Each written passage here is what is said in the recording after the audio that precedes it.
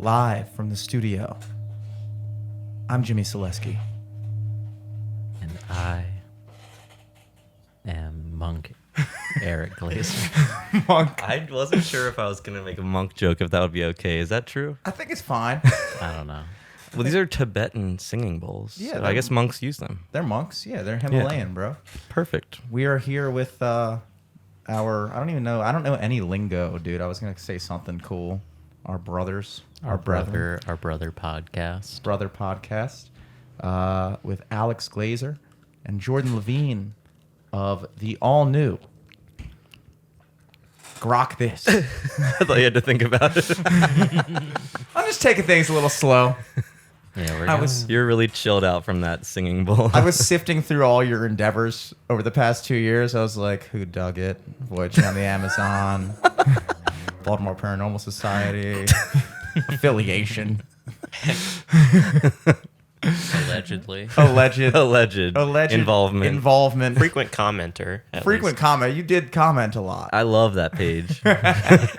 I'm a contributor. Yeah, dude, and this is the all new. I learned this word. I don't know. I believe it was you who taught me the word grok. No, Jordan made this up or something. Well, I know Jordan Made up the word grok. Jordan discovered it. Like Columbus discovered It's a real America. word. Like Yeah, it it's was a real already word. there. But I think you were the one who taught it to me. And I remember discussing this at the Booze Belt Bash after Rodos, and I was saying that I love the fact that there's a word for that. You know, grok. How would you define grok, Jordan? Well, they were explaining in this Wikipedia article that I read on the podcast. It's from this specific book, but it was actually Martians in the book that used the word, and they use it so often for so many things. And it speaks to like how they see things in a different way as humans in the story. But it's like to grok can mean to drink, but also to understand in a very deep way. And they were saying it's kind of like where you lose identity with the thing that you're viewing or judging or whatever it is. And it's like you can only truly hate something in the Martian sense if you grok it, and that means to lose sense of identity with oneself, to hate it and love it too. So it's like this, it's basically like an understanding, the way that I perceived of it, and I think kind of the way you described it to me in Fells Point was it's this basic understanding of a concept without the need for words. Like it's an understanding between two people that transcends language. Yeah. You know? Yeah, I know Terrence McKenna said this thing about like true telepathy is not like when you read somebody's mind, but when you see what I mean. It's like we're on the same page. Yes, Terrence McKenna, known drug guy. The first he was a big drug guy, right? Yeah. Yeah. Big ass. grocker. I Big think. grocker. Yeah. Big grocker. I mean, that is, again, it's one of those words, and I think I use the example of sonder as another word that has an awesome meaning. It's one of those words where, like, there's so many things where you learn the limitations of language and how, like, you know, just certain concepts don't become even real until you find out, like for instance, English speakers, we don't have a word for secondhand embarrassment. We've invented a word in this generation and we describe something as cringe. But normally, we really just call it being secondhand embarrassed. And that's not really a word for something. That's like a compound sentence or a phrase to describe something. In German, I think the word is Fremdschämt or something like that. They have like a word to describe the feeling you get watching someone else embarrass themselves.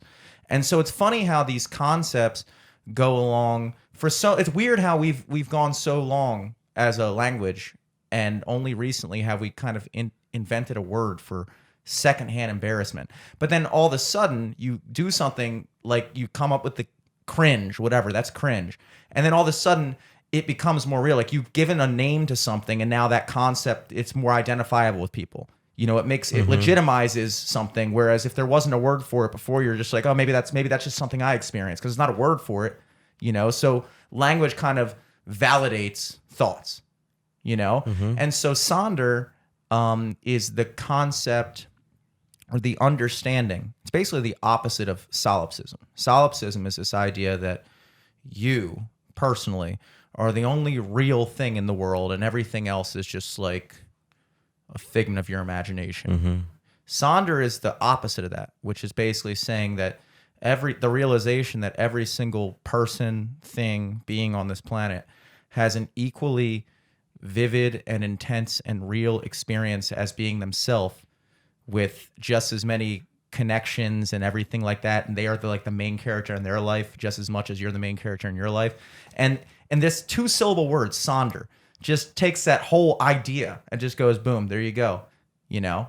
Could there still be like a couple Sims in that world? I like to leave room for A couple NPCs. I love to leave room for NPCs. But I think that you know, the word Sonder, although such a beautiful meaning, I always thought the word would sound cooler, you know? I will say, now that you said that Martians invented this word, sounds right. In a fictional book, like in a fictional book. Well, I think President Obama heard it first when he teleported I can't to even Mars say the in word fiction, 2012. actually, because I can't spit it out. I don't believe it. We're really blurring the lines between fiction and reality today. Yeah, it which was is good. fiction. It wasn't one of these truth fiction. What are these videos you're Like talking the about? anti-smoking commercials, or Yeah. Well, it's True. yeah. It's fiction for a purpose. I mean, I don't know. People call them, I guess, you know, we just watched basically a conspiracy video. But it was innocent because it was cartoons. yeah, it was animated. If you animate a conspiracy video, no one's storming the Capitol. You know, I it's do just really- think that those Truth cigarette commercials were total fiction. Now that you bring it up, Well, those commercials are, and I as I light up a cigarette, this segment is brought to you all by those- Camel Crush. All the people in those commercials smoked, actually, in real life. Wasn't it like my brother told me, I think, that it's like the companies have to pay for, basically, you're such a bad thing, you got to pay this tax, like for anti-smoking stuff. Yeah. So they purposefully make it dumb. It's like they have to do it, and then they just Yeah, they well, just do because whatever. they legally can't do commercials for cigarettes anymore. So the only commercial they can get is by putting out an anti-smoking campaign. yeah. They're not But you allowed. still yeah. see people smoking cigarettes in it. They're not allowed to make smoking look cool. So instead, what they have to do is make not smoking look so incredibly uncool. It's like it's revert. They have to do it that way because every time I watch one of those commercials, I'm like, wow.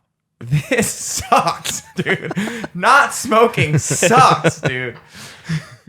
And it is weird, and I think that you might have tapped into something, Jordan, because I always did wonder. It's like, who is? I think that was kind of part of the deal that the big tobacco might have had struck with the government, which is like, hey, yeah, we're a public health crisis, but also you can't make us illegal, dude. That'd be not cool. So instead, we'll agree to whatever a portion or whatever the word is when you like take a certain amount of money and you put it towards something. We'll agree to put a certain amount of money towards like public health announcements that warn about the dangers of smoking. And that's kind of like their literally get out of jail free card. That they're like person, because if you think about it, it's the only industry, and I've always wanted, it's the only industry that like they're actively expected to advertise against themselves. You know? I didn't Like know any of this. beer commercials, they're required at the end of every commercial. Just you can do whatever you want. The whole Drink commercial. responsibly. Drink responsibly. That's all they have to do. Yeah, it can literally just be a dog driving a riding a lawnmower for Yeah. like 30 seconds. And it'll be like Bud Light. Do you want this to be your life? And you're like, yes, yes. And they're like, all right, cool. It can be if you drink Miller Lite, but also drink responsibly. That's all they have to do.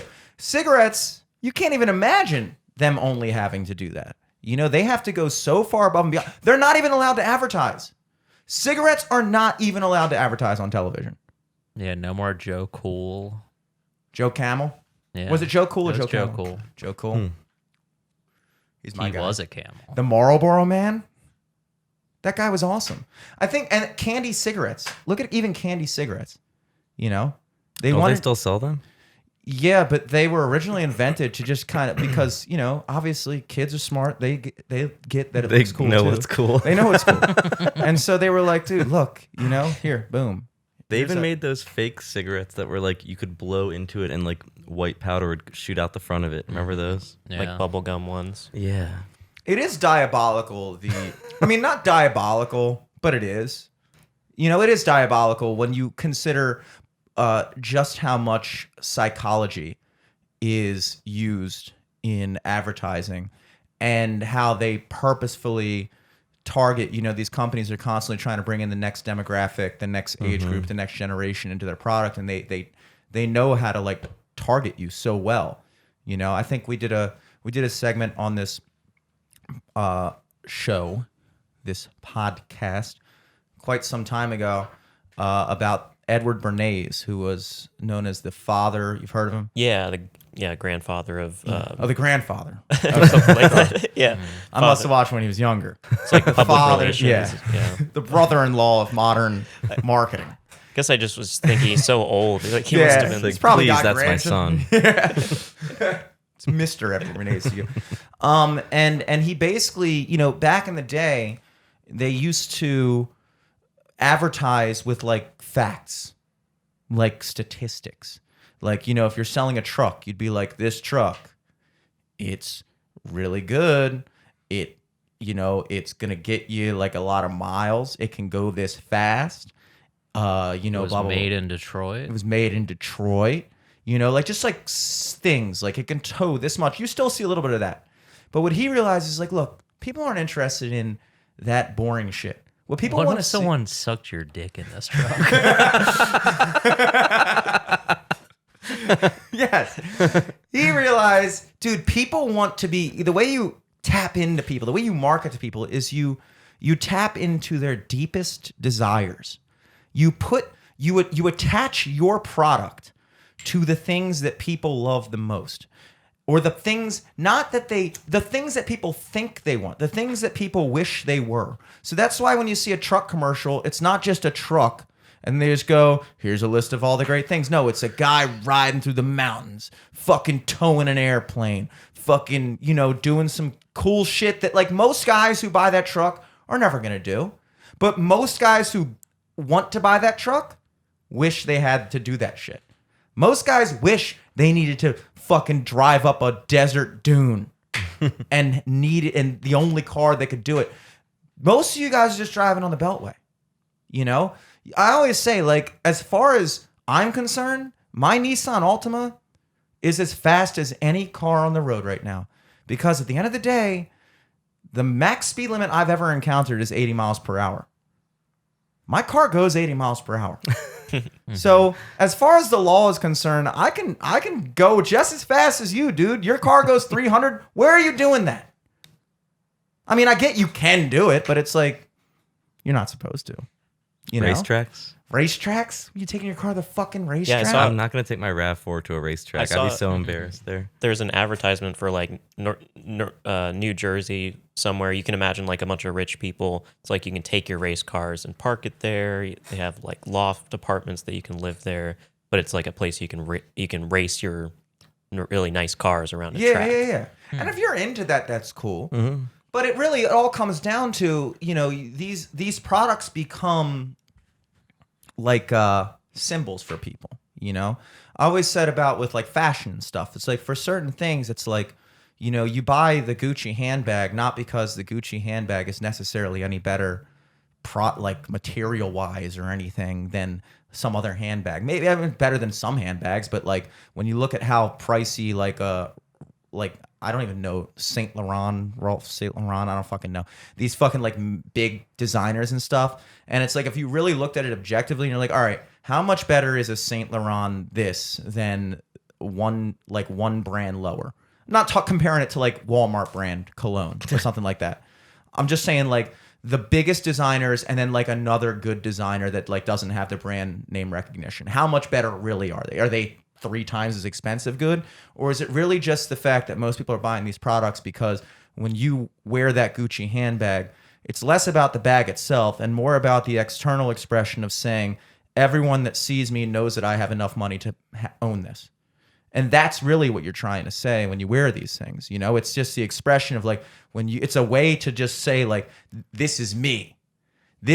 I'm wearing this because that's an expression of how dope I am, you know? And that's what advertising really is. You have to connect to people on that level, dude. You get the Marlboro Man, it's a fucking cowboy guy fucking smoking a cig, manly ass dude, hot as fuck, cool, charming, charismatic, smoking a cig, girls are talking to him, you're like, dude, that's not me, but like ideally that would be me.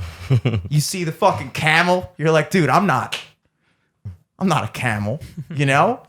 But like ideally, you know, it's just whatever Bernays, his first big thing pertaining to cigarettes that really got me, and this really what got me good.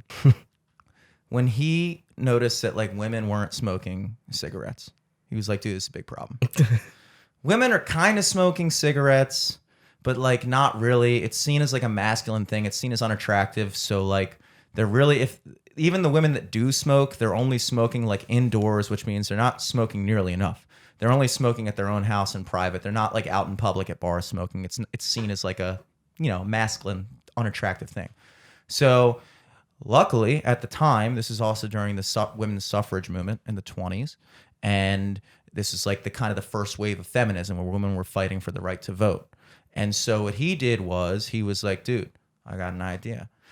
He was the first one to kind of take the idea of attaching cigarettes and smoking and co-opting another movement. So he said, what we're going to do is during the Women's Voting Rights Parade March in New York City, we're going to have women on these like parade floats smoking your cigarettes as like an expression of like feminism. Like men can't tell us we can't smoke. Like we're going to smoke because like we're women, whatever. And we're going to use our cigarettes. And then it's like he got a front page thing in the New York Times or whatever. And it was like, come watch women suffragettes smoke torches of freedom is what he called them. Torches of freedom. And the sales skyrocketed. And all of a sudden, all these women started smoking cigarettes because it became a symbol of like feminism. And like men can't tell us what to do. We can smoke too. And it's like you see this kind of weird diabolical thing where it's like you take something good or some like passion or something that's, and then they hijack it and they tap into that. And now all of a sudden their brand, their image is attached to whatever good thing is happening. And then boom, that's all marketing now, you know? That's how the Olsen twins started smoking. Is it really? No, I don't know. But I feel like they're the modern day smoking icon for women. Modern day as in 1999? As in, even like right now, like there's all these fan accounts that like have these like skinny model type smoking, you know, like who's the other one that's always smoking? But it's like a cool thing. It's like a glamorous thing again. Well, you and I have discussed that smoking does seem to be, thankfully, coming back. Yes. It seems to be on its way back in. Because now everybody vapes, and I think people naturally the problem with vaping is it intrinsically does not look cool. And it functionally, it's the way better option. It debatably might be healthier for you, although I have said numerous times that the good thing about cigarettes in this society where it's not, you can't just smoke inside anymore. Like smoking a cigarette is a thing. You got to go outside. Some places don't even let you smoke in the outside. You know, it's like smoking a cigarette's a thing and then you smell like it and you got to step away from everybody to do it. Even if you're in your own apartment, you might not want to smoke. And so you in a building, no smoking in the building. I see people that actually follow the rules, actually go down the elevator and go out front of the building to smoke a cigarette. I'm like, Jesus Christ, just get a balcony, you know? But it's like, it's inconvenient. And so if you smoke cigarettes, you have a very keen idea of how many cigarettes you're smoking. You know exactly. Because every cigarette's an investment. Dude, whenever I have the access to a vape, I begin hitting it at like an unconscious rate. I don't even know what the fuck I'm doing. To the point where I'm intaking so much more nicotine. So much more of this, whatever the other shit is. Forget nicotine. I think we talked about, is it nicotine that's actually bad for you? Because I always thought it's, you know, like the other shit in cigarettes that's actually bad. Nicotine is what gets you addicted. Yeah, but nicotine's the addictive substance. I think it's like, I don't know if it's in small dose is bad for you, but I'm sure anything in excess is bad. Well, Isn't And I think tobacco also a little bit addictive though vapes- too? Yeah, definitely. Yeah. I think I've read that somewhere. Really? I also have heard tobacco can be quite. I mean, like without the Habit nicotine. forming. Without the nicotine, I mean, you know. Well, I think the nicotine's in the tobacco. Yeah. Yeah, I think that's what makes it addicting. Oh, Yeah. okay. I think tobacco without nicotine is just a Just stinky tea. leaf. It's like stinky tea leaf. It's like non-alcoholic beer, tobacco with no nicotine. Yeah, so it's not even really the nicotine, that really gets you, And I think nicotine itself, I think we Googled it at your Memorial Day bash. I don't think it has any really different effects than caffeine, which caffeine also highly addicting. It's a stimulant, gets you going, gets your heart rate up, concentrates you, equally habit forming, whatever, But it's all the other things. But it's like, as we've discussed, we know the devil I would argue is better than the devil you don't. We're going to get into some devil stuff later. But for now, the devil I still err on that side. We know the effects of cigarettes. We know how many, we don't know that shit with vapes. The problem is that those companies, look, there's no better example of the old adage, early bird gets the worm, but second mouse gets the cheese. The first wave of e-cigarette companies are dead. Yeah, like Blue. Even Juul now. Juul. But then Juul someone had a is- Juul the other day, and I was like, are they back? Yeah, but you have to I pay. think Juuls are like weed pens now. You have to you have to pay in Maryland at least. It's like I think a 40% tax for They weren't pods. even that good. They weren't. No.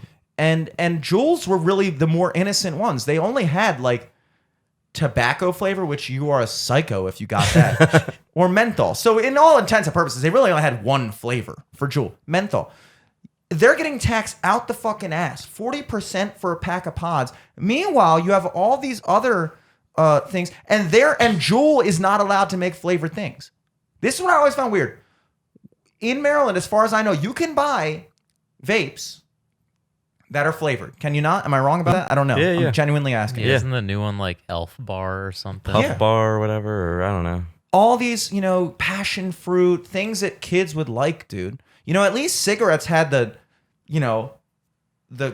cordiality to taste shitty, I think they just have to make a new brand every time and like make it like the packaging 30% different enough. Or I'm just making that number up, but Yeah. like well, I mean, it was like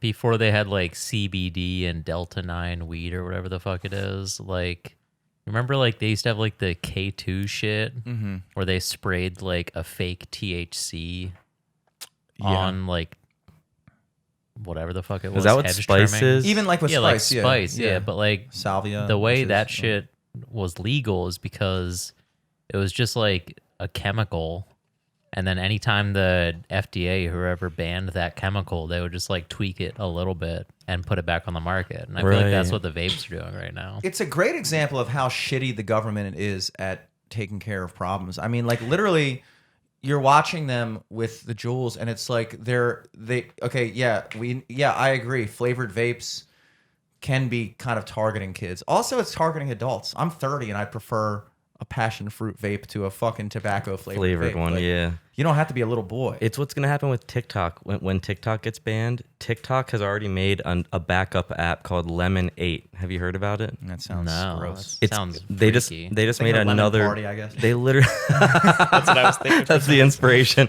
No, yeah, they already made an app called Lemonade. You can download it. You can reserve your handle now. It's literally the same thing as TikTok, and like no one's really using it yet, but like it's owned by TikTok. So I think they're just Like, doing the how same do you thing. Spell it LEMON and the Number 8. eight. Mhm. Lemon 8. I wonder Yep. what the reason behind that I think it's supposed to is. be pronounced like lemonade. Oh, like Lemonade. lemonade. Oh my God, that's so smart. Lemonade. Yeah. That sounds better. That's like my AIM screen name, Skate Million, with the number 8. That's dope. Isn't there like an insurance app called Lemonade? I thought they're gonna get in some legal trouble. I don't think the Chinese are worried about legal trouble, too. True. They Different got- category. Yeah, different statute of limitations. Well, I mean, I guess, talking, this all kind of pertains in because I've been thinking about this for a couple weeks too with social media as it pertains the way that is also targeted, and how, we had talked a lot about with weird kind of sketchy child sexual stuff and stuff, but even on a broader scale, just the type of stuff that you see on a daily basis. Run that back. I was nodding and I was like, was this at the cookout again? When we were talking about becoming a sex offender by peeing outside. How there was these sketchy, they were it seemed like it would be showing up in people's algorithms, these kids kind of mimicking what they saw from older girls and stuff like that. And it's and then TikTok, the thing that annoys me about these things is, you just glossed over that stuff before that. I was like, I don't remember talking about this at all. I glossed over it because I was uncomfortable with it. Is that a court-ordered thing you have to say every time? And then I realized it was way more uncomfortable by glossing over it. I remember because I am a listener, so you're talking about yoga videos and stuff. It goes into a certain different direction. stuff. And the thing is that annoys me about with social media, they kind of, and it's not just TikTok. The problem with TikTok is they're not American owned, and so they're the target of all this, animosity towards social media. When in reality, it's all of them, that they're all doing it. And you see these things pop up in the feed. You see certain things popping up in people's feeds. If you're a more right-leaning person, you get more right-leaning stuff. You're going to get more stuff that they know is going to engage you, that's going to piss you off and get you commenting. Because the other reality of just social media interaction is you're far more likely to get engagement on a video that pisses someone off versus a video. I mean, negative confirmation bias is probably one of the most real, palpable things that you can examine in your own daily life. The amount of times that somebody will walk up to me after a gig and just give me a very generous tip, like a $50 bill or something like that. You feel good. And it's like, oh man, that was really nice of them. Versus the amount of times that I don't think about that for days. I don't wake up the next morning and be like, I just so happy about that. I think of it in the moment, that was really generous, awesome, cool, thanks. If I were to lose a $50 bill, if I were to go out one night with a $50 bill, then maybe I reached in my pocket, it fell out, I didn't notice it, wake up the next morning, realize it's missing. Or if I get ripped off at the bar, one of those, some drug addict bartender fucking overcharged me for shots and I have no recourse. Then I got ripped off out of $50. I will stew about that for a week at least. Oh, that's interesting. I will stew about losing $50. So in my mind, losing $50 is so much more significant of a thing that I will react to than gaining $50. Finding a $50 bill on the ground will make me happy for about 1 hour. Losing a $50 bill on the ground will piss me off for about 4 or 5 days. And that is a very tangible example of negativity. And that's the way most people think. When you see a video that you agree with, maybe you so agree with it, you're like, hell yeah. Most of the shit that you do on social media is going to be fucking, you're arguing with somebody and stuff like that. And so what annoys me with the way these companies go about it is they try to play this angle well, we're just giving you what you want, blah, blah, blah, blah. We're not trying to target anything. We're not doing this, just blah, blah, blah. It's that would be all well and good, except that you've already established several times that social media will step in and censor and remove and deplatform people, things, and ideas that they deem to be dangerous to the public, whether it's children. If there's content that they deem to be 18 plus for whatever reason, they'll put a barrier there, stuff like that. So it's not like social media is hands off, and it's not like they don't have the tools to be controlling what comes across your feed. So in that aspect, it's okay, so you've already shown several times that you are monitoring the content on these websites, and you are sorting through and deciding what is appropriate and what isn't. So when I come to you and I say, hey, I'm noticing some shit that I think's kind of inappropriate, and they go, well, I mean, we don't have anything to do with that, dude. What are you looking up? It's well, I can't look up Alex Jones. I can't look up this shit. But if some other weird shit pops up, all of a sudden, I don't have anything to do with it. What was that thing that you couldn't look up on Google, Jordan? There was something shadow banned on Google that you were trying to type up, right? Yeah, I thought it was kind of interesting. I was trying to look up something I had referenced about how there was a 2000 Senate thing where people were testifying about aliens, like working in the government and stuff. They're saying we want disclosure. And so I was searching like 2000 alien disclosure, but then for some reason I was searching like certain people's names, like that guy David Greer or whatever. Thinking of like David Allen Greer. Yeah. Different guy, yeah. Judy Stephen Greer's Greer. father. Richard Gere. Sean. This other guy, but so I was searching alien disclosure because that's more of a general thing. I just searched that because Stephen Greer's thing is Disclosure Project. Like what comes up, and it was alien disclosure.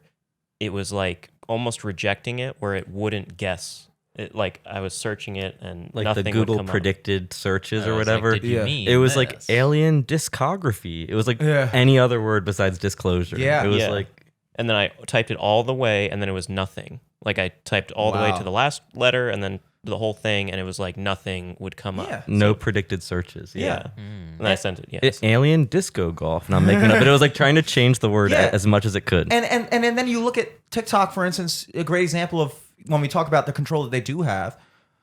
Look at what TikTok is in China. Not that I've ever been on TikTok, much less in China. I go on TikTok occasionally just to upload my own shit for 3 views. But in China, I'm not saying that this is how it should be, but I'm just pitching this as an example of how it could be. And then asking the question, why is it not the case here? Again, not saying it should be. But in China, they have very strict time limits on how long, if you're under a certain age, how long kids are allowed to be scrolling through the app, how many minutes or hours a day they can spend.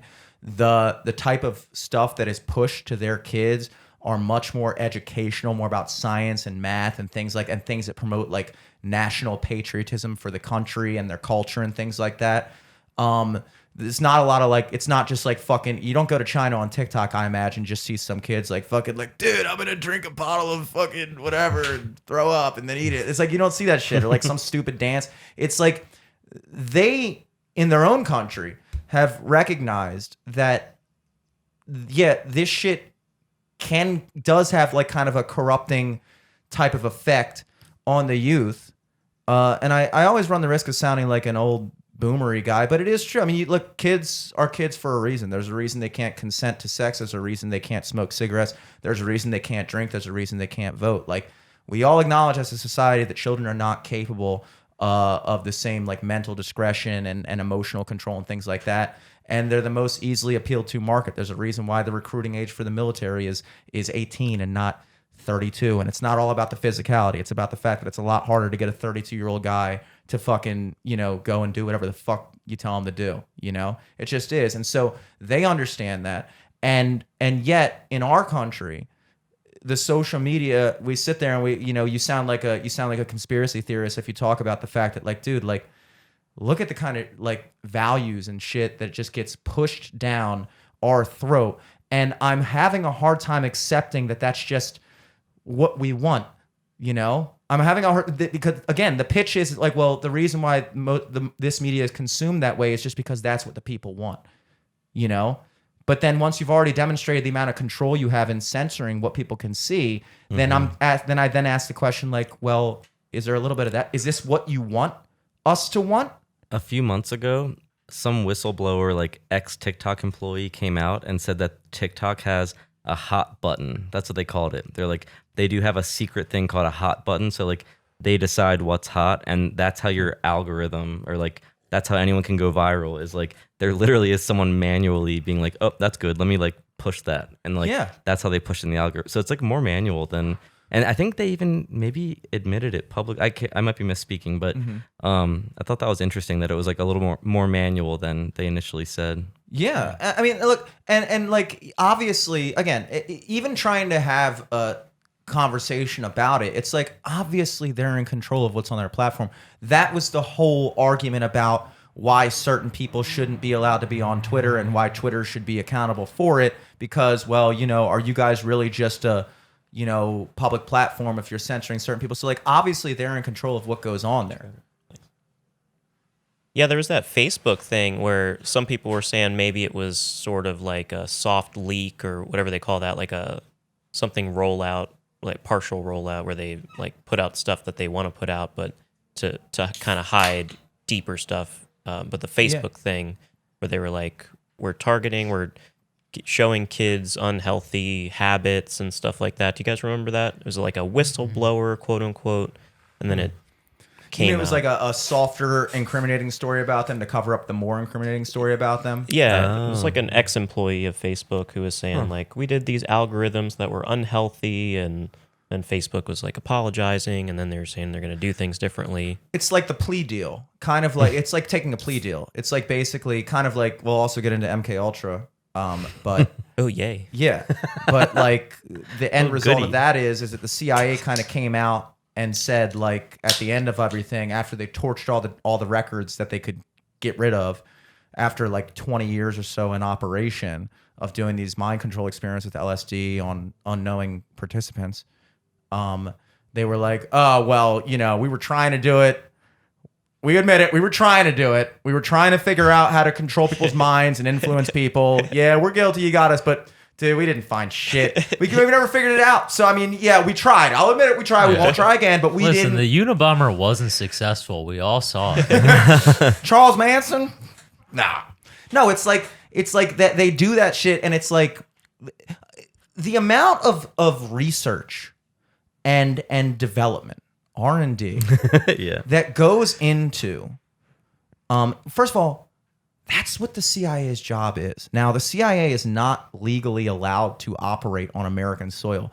They are specifically supposed to be a foreign affair. They're allowed to do all kinds of psycho psyops and shits in other countries. That's their job. That's how they, figure out, that governments getting overthrown, installing leaders that are more sympathetic and friendly to United States interests. Like, that's their fucking job. But Are you trying to take the oil off of the US dollar? Crazy. yeah, how about we incite a coup in your country and then install this guy that loves selling oil on the US dollar? Oh, 5 countries in a matter of 10 years, all the Arab Spring just happened out of fucking nowhere while we were in fucking Iraq. I mean, I don't know all the details. I don't pretend I'm a fucking expert, but you look at shit and you're like, well, that sounds an awful lot like when we fucking overthrew all the Central American dictators for our fucking banana republics and shit. Like, this is not unprecedented history of the United States. Why do you think Hawaii is a state? Like, we go into places that have resources that we need, and they either let us take them, or if they don't let us take them, we go, all right, well, we'll fucking put someone in power that does.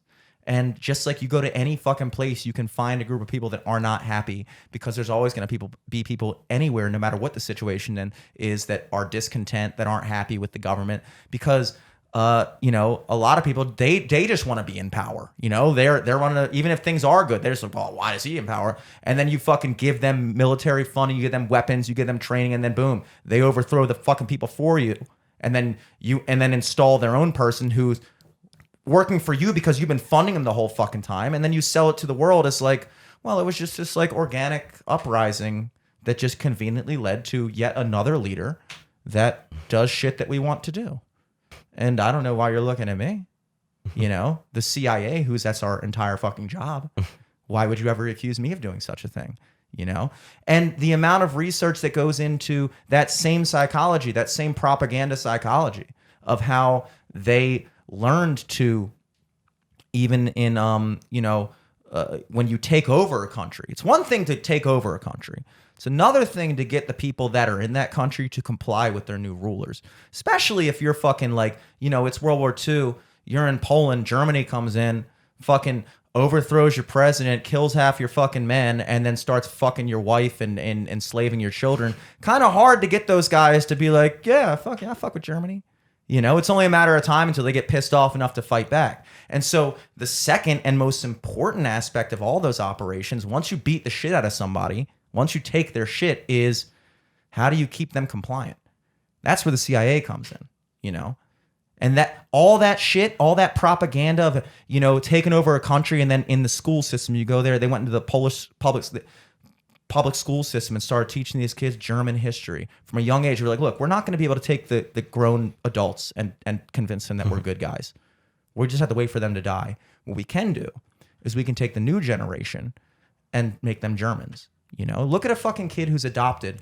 You take some kid from Cambodia or something like that. He's got a white foster mother, And you know, he was born over there. In one generation, you've completely, you know, that kid doesn't speak fucking Cambodian. He's just like any other, you know, white guy, you know.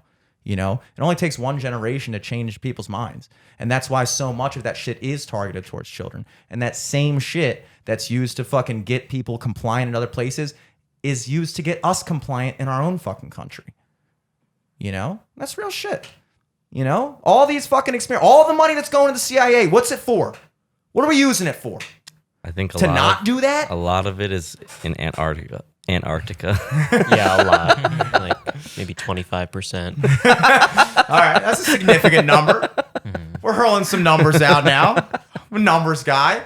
But yeah, Go on. yeah, there's like the Montauk Project, whether that's true or not. Supposedly the government does testing on kids. I don't know if that's worth talking about. I think it's great to talk about that. I mean, look, whether or not it's real does not affect whether or not it's fun. Yeah. You know? I had never heard of the Montauk I Project. believe it's called Project Montauk. Oh, is that in upstate New York or something? I think it's in Montauk. I think it's like Long Island. Where's that?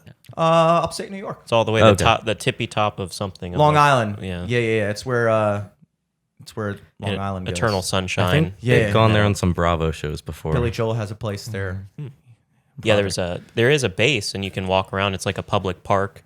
You can hike around and stuff, but there's like sealed off parts of that base. It was a military base, but there's stories about it. The thing that you realize is whether or not somebody is successful in doing something should not be your barometer on how dangerous this shit is. You should be looking at the intentions. Yes, the Russian government they did want to figure out how to create human ape hybrid super soldiers that had the strength of fucking chimpanzees with the minds of humans.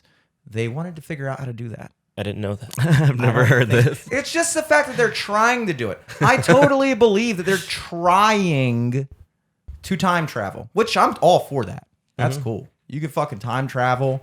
You can fucking, you know, anything you want, whatever. But like the stuff that they're trying to do is really what gets you. Like MK Ultra. They developed LSD because they were trying.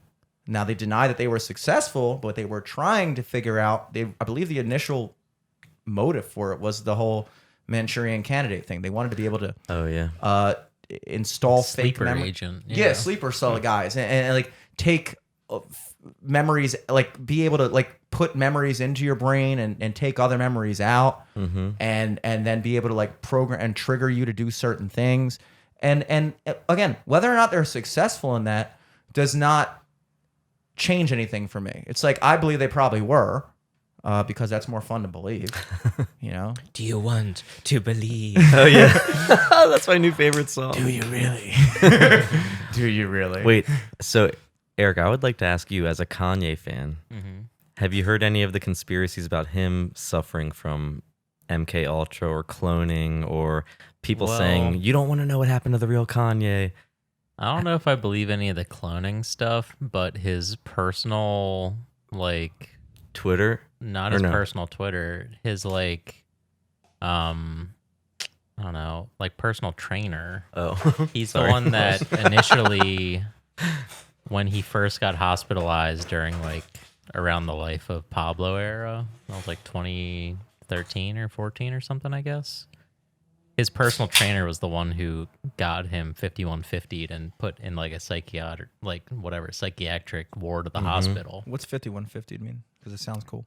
It's like you're basically get arrested because you're fucked up in the head. Like you're not safe for yourself or anyone else. Like I think yesterday, Bam Margera got 5150'd in LA because he said he would smoke crack until he could see his kids again. It was kind of funny the way he said it. I know, it was pretty funny. He was like, I'm gonna smoke crack until the day I die. He's going like unless you let me see my kids again, or what was I forget the way he said it. It was really funny how he said it.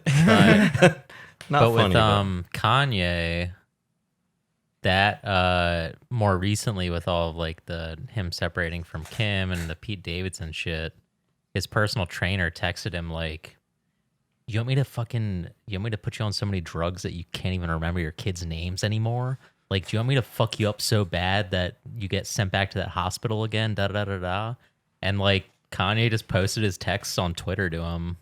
And like, you're like, wait a second, why is this personal trainer talking to him like this? Yeah. And then you realize, oh, why was his personal trainer an ex-Canadian CIA agent? Why does that necessary to be a Hollywood star trainer? And in reality, he's probably like a new generation of like the Hollywood fixers. You know what I mean? Like how in like old school Hollywood, they'd have fixers go like kill people or like do whatever the fuck to make sure stars, you know, didn't get out that they're fucking sluts or, you know, whatever. But I don't know. I think the Kanye thing is weird because I think it's definitely a combination of him having mental health issues, but then also like having real conspiracy shit play out in front of his face. Maybe some real greed and like Hollywood agents or the people in power wanting to keep making money and like milking the celebrity, like same with Britney Spears and stuff. And I think this is all alleged, but I think one of the people that put Britney in the conservatorship, I think is named Lou Taylor. This is all alleged. We don't want to get anybody after us. Yeah. I had read somewhere that the Kardashian Jenners were trying to get Lou Taylor to get Kanye on a conservatorship too, by the same person, Lou Taylor, who put Britney on one. And I think that person might have been involved in Amanda Bynes' conservatorship too. So I think it is like a fixer. Like it's like, wait, let's make sure they don't stop making money for all these other people who their livelihoods depend on them. Yeah, they're leeching off of them. Right, exactly. And Kanye has said a lot of stuff like that connected to like the Kardashian Jenners and the different people who have tried to manipulate him and control him and stuff. And I kind of believe, I think you're right. I think it's a mixture, Eric, of like a little bit of both. And that can drive someone crazy too. I think the psyop of it all is that we're kind of trained to react to these types of theories or stories as if they Here, are. I'm gonna read this text because it's fucking crazy. Yeah, that hit this it. is a real thing from this Harley guy. I don't know the last name. But he texted Kanye, I'm going to help you. I'm going to help you one of a couple ways. First, you and I sit down and have a loving and open conversation, but you don't use cuss words. And everything that is discussed is based in fact and not some crazy stuff that dumb friend of yours told you or you saw in a tweet. Second option, I have you institutionalized again where they medicate the crap out of you and you go back to zombie land forever. Playdate with the kids won't be the same. I'm so scared How that the one day fuck- I'm going to get this text from my brother.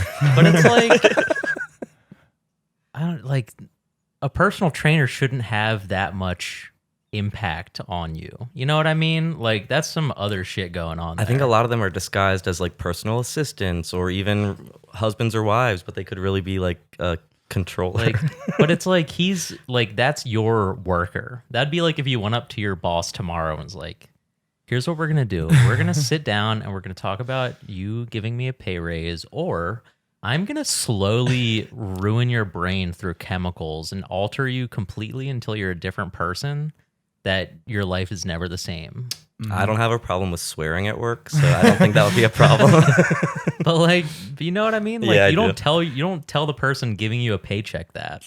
Like, Yeah, that's I some know. weird shit. That's going why I on. think they try to strip them of their power, make sure they don't go too crazy with the party scene or the alcohol or drugs, because they're like, we need you to keep making us money. Well, that's the whole thing, and again, these things come out as like crazy conspiracy theories. But if you really kind of like just look at it from like a common sense standpoint, it's like, okay, when you're talking about these level of people, like Kanye West, who's like worth billions or at least $1 billion, which is a lot of fucking money, and all these other things, like we've already established. You know, you watch these mafia movies where they're extorting a fucking sub shop in their neighborhood and telling them like, you got to do this, you got to do that, or else, you know, there might be a problem. We all accept that goes on, and that's for pennies compared to the kind of money we're talking about on this scale. And the idea that people have such a hard time being able to accept that is a potential reality, that when you get to that level and you have that many people that are dependent on you for their income and their brand and their basically their entire livelihoods, that they don't want you to be in a position of complete independence or auto whatever it is. Autonomy. Autonomy. Autoerotic asphyxiation. They don't want that. They do want that They sometimes. do want that sometimes. They'll set it up for you, but they don't want you because what they need is they don't want, if you're stepping out of line and you're doing something that's losing them money, that's cutting ties with the brand and stuff like that. They're all now on the chopping block. Their income is on the chopping block, and all these people have their hands in your fucking cookie jar. Let's say it's very easy for me to believe, knowing how you look at things about it's weird how like every 50 years or so or every 20 years, fuck it, we hear about some shit that went on 20 years ago and we're like, wow, that shit was fucked up. You read some declassified CIA document from the 50s or 60s about how they faked an incident to kind of provoke the Vietnam War, and you're like, yeah, they shouldn't have done that. That was certainly fucked up. And then you see a similar thing happen in modern times, and if you even suggest that it could be the same type of thing, people go, now you're a conspiracy theorist. It's like, dude, if anything, historically, this explanation would be more likely than the fact that suddenly after thousands of years of governments lying to people and manipulating people for their own self-benefit, that suddenly we're the first generation where that's not happening. That all these stories about old Hollywood and all the shit that was going on in movie and TV and media and shit like that suddenly this is the first time period in all of human history where all of a sudden people that are all relying on your income don't want to have a say in what you're doing and aren't going to exhaust their control, or exact their control to try to keep you in line, to try to keep themselves where they need to be. I don't, with the Kanye thing, it's like, yeah, the guy's a fucking $1 billion fucking brand. I have no issue. Even it's very reminiscent to the Michael Jackson thing too. How, and again, it's like the first thing when you're trying to come up with a good conspiracy theory is you got to have a motive. If you don't have a motive, you got nothing. Because now you're just saying a bunch of things that could be true, but it's like, why? Like it could be true that, my name isn't actually, Jimmy or whatever, Demetrius. I was going to say. Yeah, it's not Jimmy. That could be true. Oh shit. Like it could be true that I've been faking this and I'm secretly like some whatever, but like why would I be doing that? And if I was doing that, that is a good litmus test. Yeah, it's like why? But if there was like a motive that you could be like, well, that's why flat Earth. The same thing with flat Earth. It's like, what's the motive? Who benefits by? Who knows? But like with the Kanye thing, it's like I'll tell you who benefits. Everyone but Kanye. Yeah. Everyone but Kanye benefits if they keep him in line. And it's kind of like what we were talking about yesterday of like the whole selling your soul to the devil for fame and stuff, and like. It could be something fanciful and like supernatural, or it could just be like a metaphor of like, wow, you've really sold out because you're just about making money. You're not making choices based on your own morals or your values and ethics and stuff. So like, but I think it's still fun to talk about either way. And it does frustrate me when people get mad about conspiracy theorists, because I feel like for the most part, what we talk about is like pretty harmless, like, and it's for fun. I think conspiracies it does tend to be somewhat harmless. Yeah. But I mean, I could definitely see some of like the newer conspiracies, rubbing people the wrong way. Yeah. Or creating really big groups of people together in Washington, D.C. Exactly. A group art project, you could call it. Yeah. On I the think 6th of January. January 6th was a Listen, group art they were project. trying to do a mural inside the Capitol that day. I rent the garage in the back of the Capitol building. I belong here. Go on. Sorry. I think conspiracies, how it fits into your life, it can be a very unhealthy thing for some people. So I think that's a good way to say it, how it fits into your life. Yeah. How is it affecting you? Are you letting it actually like negatively affect your life? Mm-hmm. Or is it in enough of a distance that you're not letting it control your life? Yeah. Because a lot of people, I'm not getting a raise at my job because my boss hates me. Like that could be a conspiracy, but it's more likely that you're not getting a raise because you suck at your job. Yeah. You know what I mean? Mm-hmm. Like there's definitely ways conspiracies are used to justify your own whatever.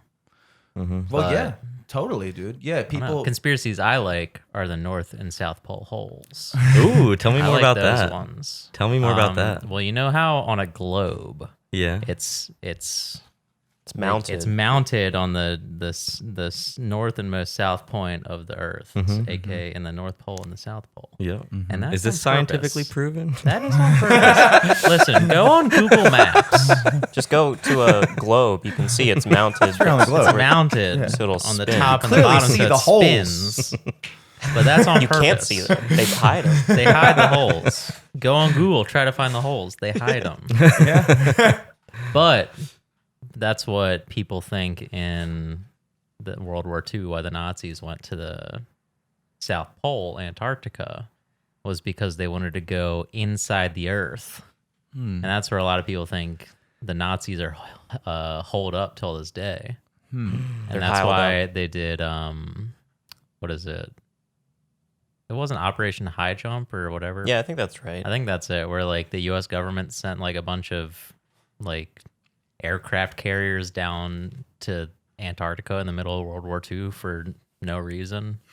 I think they're trying to find like Nazi research bases and shit. But allegedly, so, you know, as the theory says, there's a sun inside the Earth. So it's almost like Journey to the Planet of the Earth, where there's still like dinosaurs and shit inside the Earth. But also that's where giants are. Yes, exactly. Yeah, there was a YouTube video I watched about a book by this guy Jensen something, who also said he sailed to the opening of the inner Earth with his son. He sailed there? Oh, yeah, from the water. Yeah, I guess it dipped in To Antarctica, I guess. He met a bunch of giants and stuff, and they let him explore their land a little bit, and then they Oh, they sound chill. they offered him safe passage back to God. tell his story. Nice. Well, there seems to be a lot of, like that kind of stuff. Even with that, it's like I like hearing about that just because I think that would be fun if that were true. Yeah, exactly. And it also, those kind of conspiracies don't, like you're saying, like I don't think that's like. That doesn't so hurt what anyone. if I think there's fucking giants? Yeah, Who I'm cares? never gonna go to And guess- Antarctica. And I They're also not gonna think let me. They're not gonna let me see the hole. The giants would never let it happen. that's why we see these like beings like mermaids and giants and Bigfoot. I think they're just kind of coming up from under the earth, and then they're like, oh shit, and they dive right back down. So they're like the dumb ones. They're like, dude, you fucked up again. Now I got 600 more years of fucking fairy tales because of your ass, dude. We're trying to lay low. We're trying to lay low. They're making a new Lord of the Rings now. Thank God, damn it. Thanks a lot. Thanks to you. Thanks to you. They're doing a Quiet. mini series now, thanks to you. No, it's like I think that equally as dangerous as being adamant. I believe every conspiracy theory is being an adamant. I believe every official narrative. I think that's equally dangerous. You know, I think anytime you become dead set in any type of way of thinking, I come from a family of wackos, kind of a little bit, and like, not saying that a I'm family of uncles. all my relatives are uncles.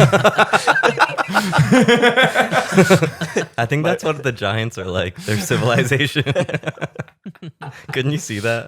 It's just It's like kind all of funny dudes. because I do have like a lot of like, you have like your parents' friends that are just uncles. Like I have way too many uncles. Dude. Like, I get it, dude. You hung out with my dad in high school. That's a conspiracy. Am I real? That is a conspiracy when you're a kid. When you find out your Uncle Charlie isn't your real uncle, you're like, Yeah. no, he was just, we were How? just boys. I feel like I've been wrongly named an uncle by a few parties, and I'm cool with it, I guess. It's a great honor. You can't really turn it down. You know, I expect a few of you to deem me Uncle Jim. I'm not gonna lie. You know, it's just a rite of passage. You know, I think people see me and they think I look so big and strong, like a giant, and then they realize that giants are made up of all uncles. So I thought that was more.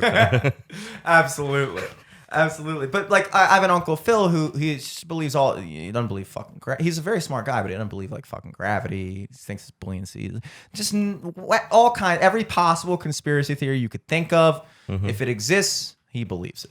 And I kind of look at it as like I said to him, I'm like, dude, like it takes equally little amount of intellectual effort to believe everything you hear as it does to not believe everything you hear.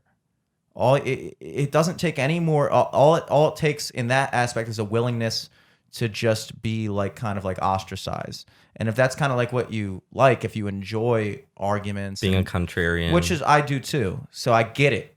But it's like it doesn't really require any next level thinking to be the guy who just every single thing that happens, you just know that's not actually what happened. critical thinking. You know, critical thinking is the name of the game, you know? And so when you're looking at things like we're talking about with Kanye and MK Ultra and shit like that, it's like, if you're not willing to entertain the idea that there's a lot of nefarious shit going on that you don't know about, and the reason you don't know about it is because they don't want you to know about it because it would ruin their whole fucking gig. It's like, you know, then I don't know. It doesn't mean you have to believe all the shit, but like if you think discussing it is dangerous, that's exactly what they would want. Their ideal world is a world where you're looked at as a maniac or even more so dangerous for even discussing the possibility that they could be the bad guys. If you're the bad guy, that's perfect. And by they, you mean the social engineers. The social engineers. Sure. And you Mark talk Zuckerberg. well, you talk about He wishes. we watched a little tidbit about selling your soul to the devil before this. A little tidbit. That's the Then we had to skedaddle and watch the sacrifice ritual after that. yeah. It's the ideal amount to watch of a devil selling. You know, and I always, you know, I think it would be fun if demons and shit existed. But I think, Jordan, you mentioned this yesterday, maybe, or sometime I was talking to you recently, where you said, like, you kind of also look at it more from a lens of, like, metaphorical. Does that sound like something like it you could would say? be. Yeah, to some people, maybe it's a literal experience, but maybe to another person, you're like, okay, you're experiencing that thing, but maybe it's the same thing, but it doesn't matter whether it's literal or metaphorical. It's the same experience. Yes. And now, when you talk about the idea of selling yourself to the devil, the occult version of that is you give your soul to this, what is the word? Maleficent? Is maleficent a word? This malicious being. Like, he's the opposite of Is goodness. that like a Disney villain? Yeah, or yeah. And then Malignant was a shitty movie I saw. Oh yeah, I hated that. Malignant's like a tumor. A tumor. A malicious, maybe. You give it to like the opposite of malevolent. Malevolent is the word I'm looking Malevolent, for. The devil is supposed to be the antithesis of God. God is good, the right way, blah, blah, blah, blah, blah. Now, even in the story of God, you know, the devil, honestly, Lucifer, he's relatable because he was kind of this dude who was like, dude, you think you're all that. I disagree. In fact, I honestly feel like I don't get why we're not all fucking equals here. You know, like, what's your deal? And then God was like, no, bro, that's not how it works. And then, you know, whatever. And so the devil, and then it goes on, and he's just like, and then the devil's the one who tempted Eve to eat from the tree of knowledge. There's a lot of metaphors that you can derive from that. You know, in the story of the Bible, you have, you know, Adam and Eve existed and they were naked. And this is a very important thing, I think, the way this is worded. They were naked, but they didn't know and they didn't care. And the devil put himself in the form of a snake and tempted Eve to eat an apple from the tree of knowledge. And when she ate the fruit of the tree of knowledge, she became aware that she was naked and she was embarrassed. And I think what, metaphorically speaking, is, I think that it was those early civilizations, whether you take it literally or not, I don't take that story literally, but I think what they were trying to depict metaphorically was the idea of, like, human beings had this great, just like any other animal, this connection with the earth, with life, that we existed just as another animal on the planet. Animal Planet. Brought to you by Animal Planet. And then we became self-aware to the point where we started to see ourselves almost very similar to kind of like, not, I don't want to say aliens on the planet, but we see ourselves as like tenants on the planet. Like there's all the animals, the trees, and now we're just like these other dudes who like live here. You know, we recognize that we're animals, but we're not like animals like they're animals. You know, we're fucking smart. We grow shit and blah, blah, blah. And with all that realization of basically we started to value our own self-awareness, our own self-identity above that identity with the planet and the universe as one connected thing. And that separated us from God. As individuals, right? We started to view ourselves as individuals. I was just thinking this is so alchemical. Yeah. Yes. And so even that story itself talks about the devil basically tempting you with like, dude, you know, like you get this, and it's where all pride comes from, and just this idea that like The ego. Man, yeah, like you ego. separate from the all. And all religions talk about that. Buddhism talks about the death of self. The idea that to reach true nirvana, you have to lose the illusion of your own identity being the end all be all. That you're something bigger, that the fact that you view yourself as you and this identity that you've created for yourself through these experiences of only ever existing in your body every day. And then, you know, you come into the world, like you don't even remember. There's probably a reason you don't remember what happens when you're a fucking baby. You know, and you come into the world, and then from that moment until the day you die, you only ever experience the world through your eyes, your experiences, your senses. And it begins to create this illusion that you are separate from the person next to you or the ground that you're walking on. And perhaps that's, I don't know. I think that's kind of what the story of the Bible is saying, which is also the story of fucking Hinduism and Buddhism and all these other religions, which all tend to go back to the same thing.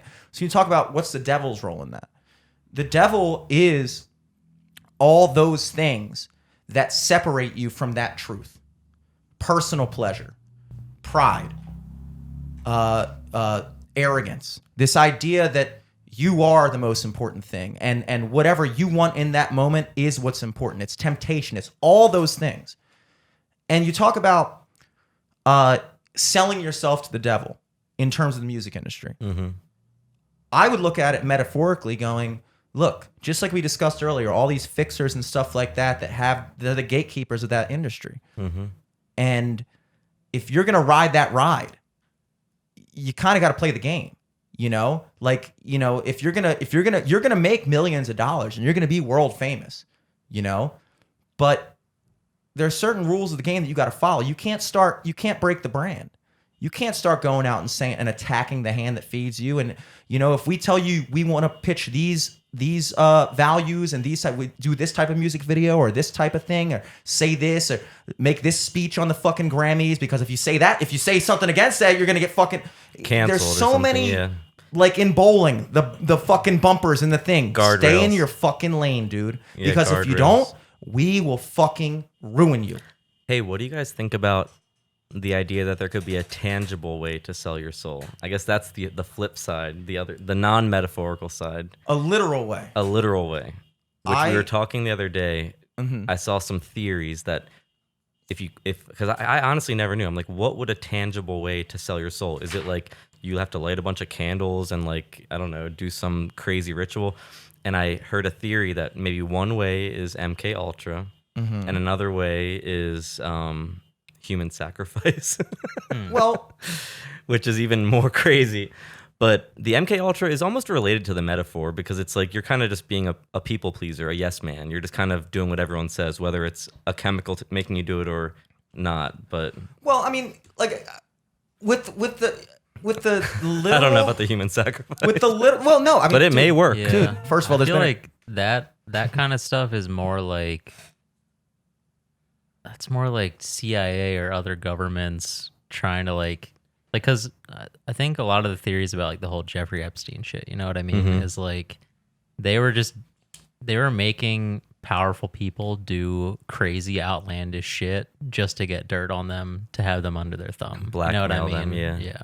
And I feel like the sacrificial shit, or like even what's like the one that people used to Adrenochrome? go to? No, Adrenochrome, Bohemian Grove or Bohemian whatever. Grove, yeah. Oh, Where it was like Boy Scout camp for all of the Satanic world Illuminati leaders. people, Yeah, and yeah. they'd like sacrifice people there. yeah. Just it's literally like I don't even. It's like a weird bonding or like teamwork exercise. You know what I mean? Maybe that's the extravagant work part project. to cover it up when really it is just like the good old fashioned putting hits out on people. And they're not, and maybe the devil shit is really the distraction. You know what I mean? Well, if you think about it, if you think about it, like things like Bohemian Grove, that was originally conceived to be this like, it was supposed to be for like the who's who. They'd invite like all these, known artists and different people, world leaders and shit like that. It was like the cool kids club, really.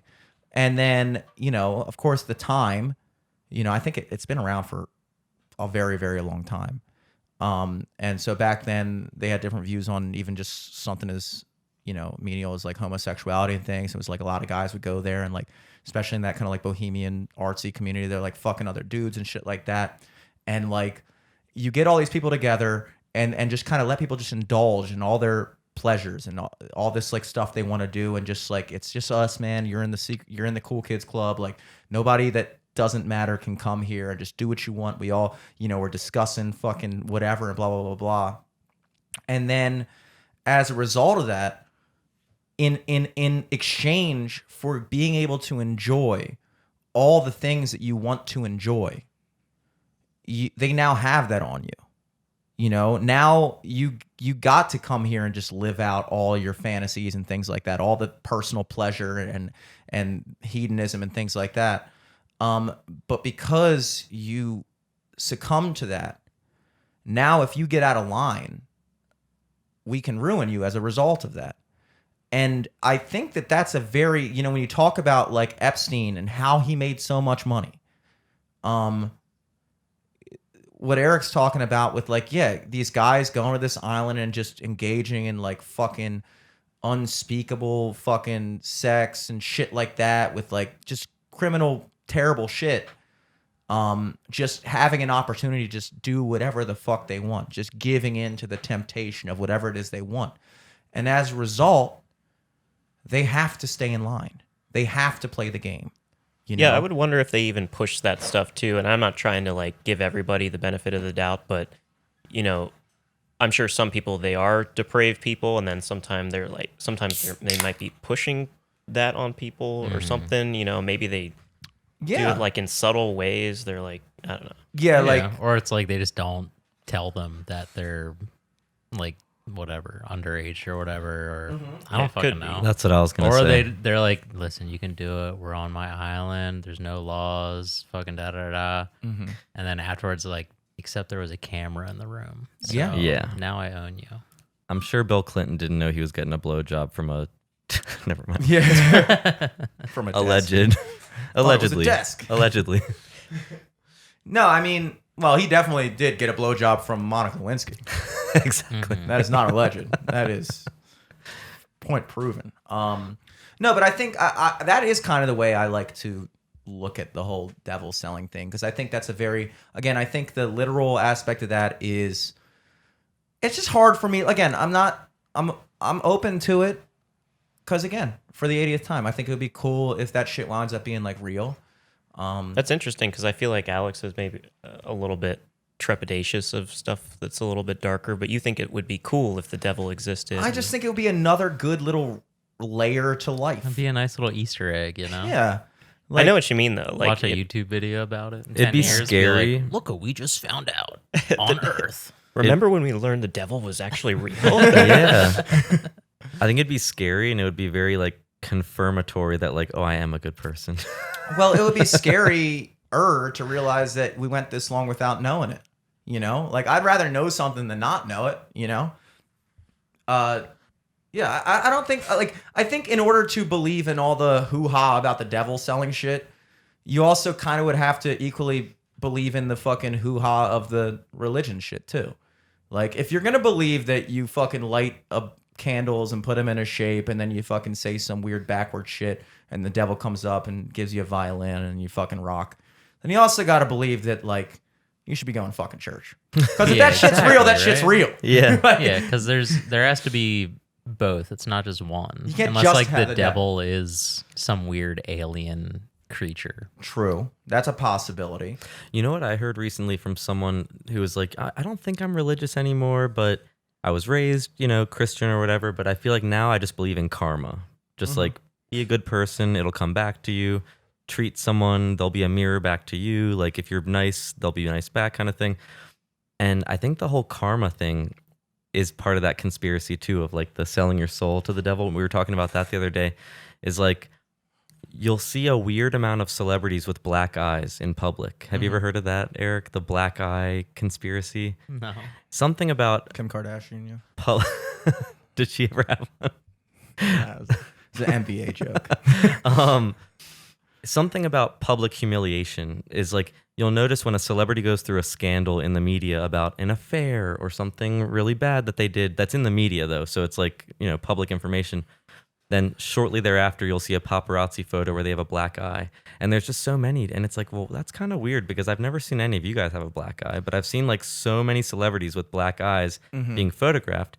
And the one conspiracy theory is that it could be part of like an Illuminati ritual or Freemasonry where they really believe in karma is really what it all comes down to. So if you're gaining something, if you're going to sell your soul to the devil metaphorically or whatever for millions of dollars, you also have to have something bad happen to you to balance it out. Yeah. So that's like the public humiliation, or some of these scandals even are considered maybe planned stunts, to humiliate people. Like, but what'd you call it yesterday? Shaming rituals? Well, I didn't know about that public shaming ritual. I guess Alex talked about it. Wouldn't the shaming be them getting caught for doing something bad though? well, I Not heard the black eye. I feel like heard- the black eye is like someone beating them up for doing I something know. bad. I don't Like, really get that Yeah, I don't get part. the train of thought on that. I know, but something about the public humiliation, it's like it's almost related to the alchemical process. Is like you have to hit rock bottom before you can rise and like figure everything out.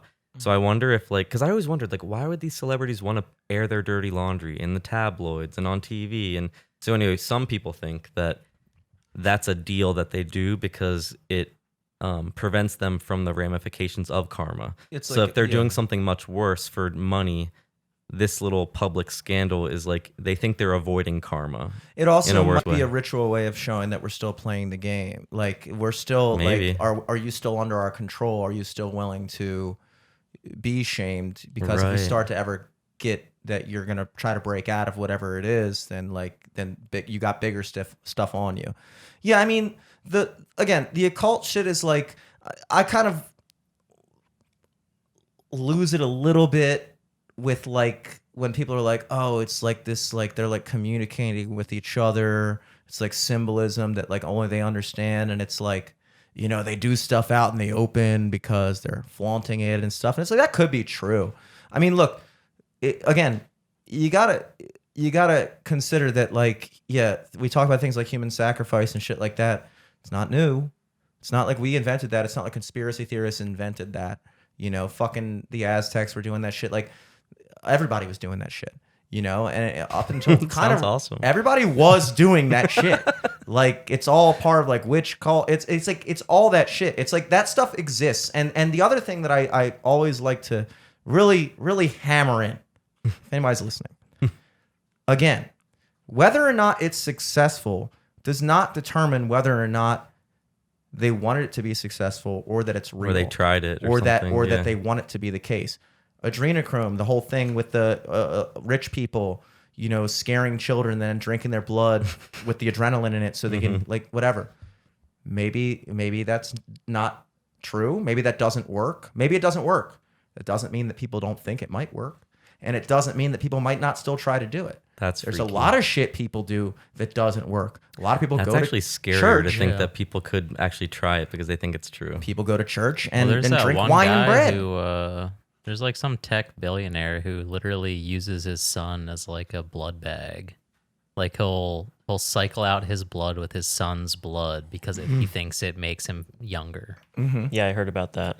Oh my God. And Yeah. what is and that's just a real thing. That's just a not even real like thing. an adrenochrome. That's just a real thing. conspiracy. Like it was like a real news Isn't there article. like, yeah, like a vampire facial is a thing now where they put blood on your face and give you a facial, and that's a real like trend or whatever. Well, if you think about it, and you talk about like, I just kind of that sounds from my memory. I believe that. I choose. We to are believe not that. experts. But you think about like all that lore about like even like with vampires and again based Very on the real. idea of sucking blood and needing the blood for eternal youth. But what's really the metaphor of the vampire is that people want eternal youth. They want eternal life. The fountain of youth and like immortality has been a thing that people, it's just a natural, because that desire comes from, again, once you subscribe to the belief that you are the end all be all, that you are the most important thing in your life, that your identity is what matters most, then it's very easy to draw the line, connect the dots of then why you would become obsessed with eternal youth for your beauty. If you value things like beauty and the amount of money you have, then you're willing to do anything for money, say anything, perform anything, do anything that's going to make you money. You're willing to do that because money is a more important value in your life than your own integrity or your own morality. You don't have a morality. Your morality is more money. If you vanity and your beauty and the way people perceive you, then you're willing to do whatever it takes to do that. Then you look at the vampire metaphor, which is this idea that you will live forever. But in order to live forever, you live in darkness and you need to suck the life. Solitary darkness. Darkness, and you need to suck the life out of, whatever, regular fucking things, good things, not vampire shit, but what happens is it actually becomes a curse because you think that like, in the movie Interview with a Vampire, they call it the dark gift, where like you become a vampire because you're tempted by the idea of being young and hot forever and never dying.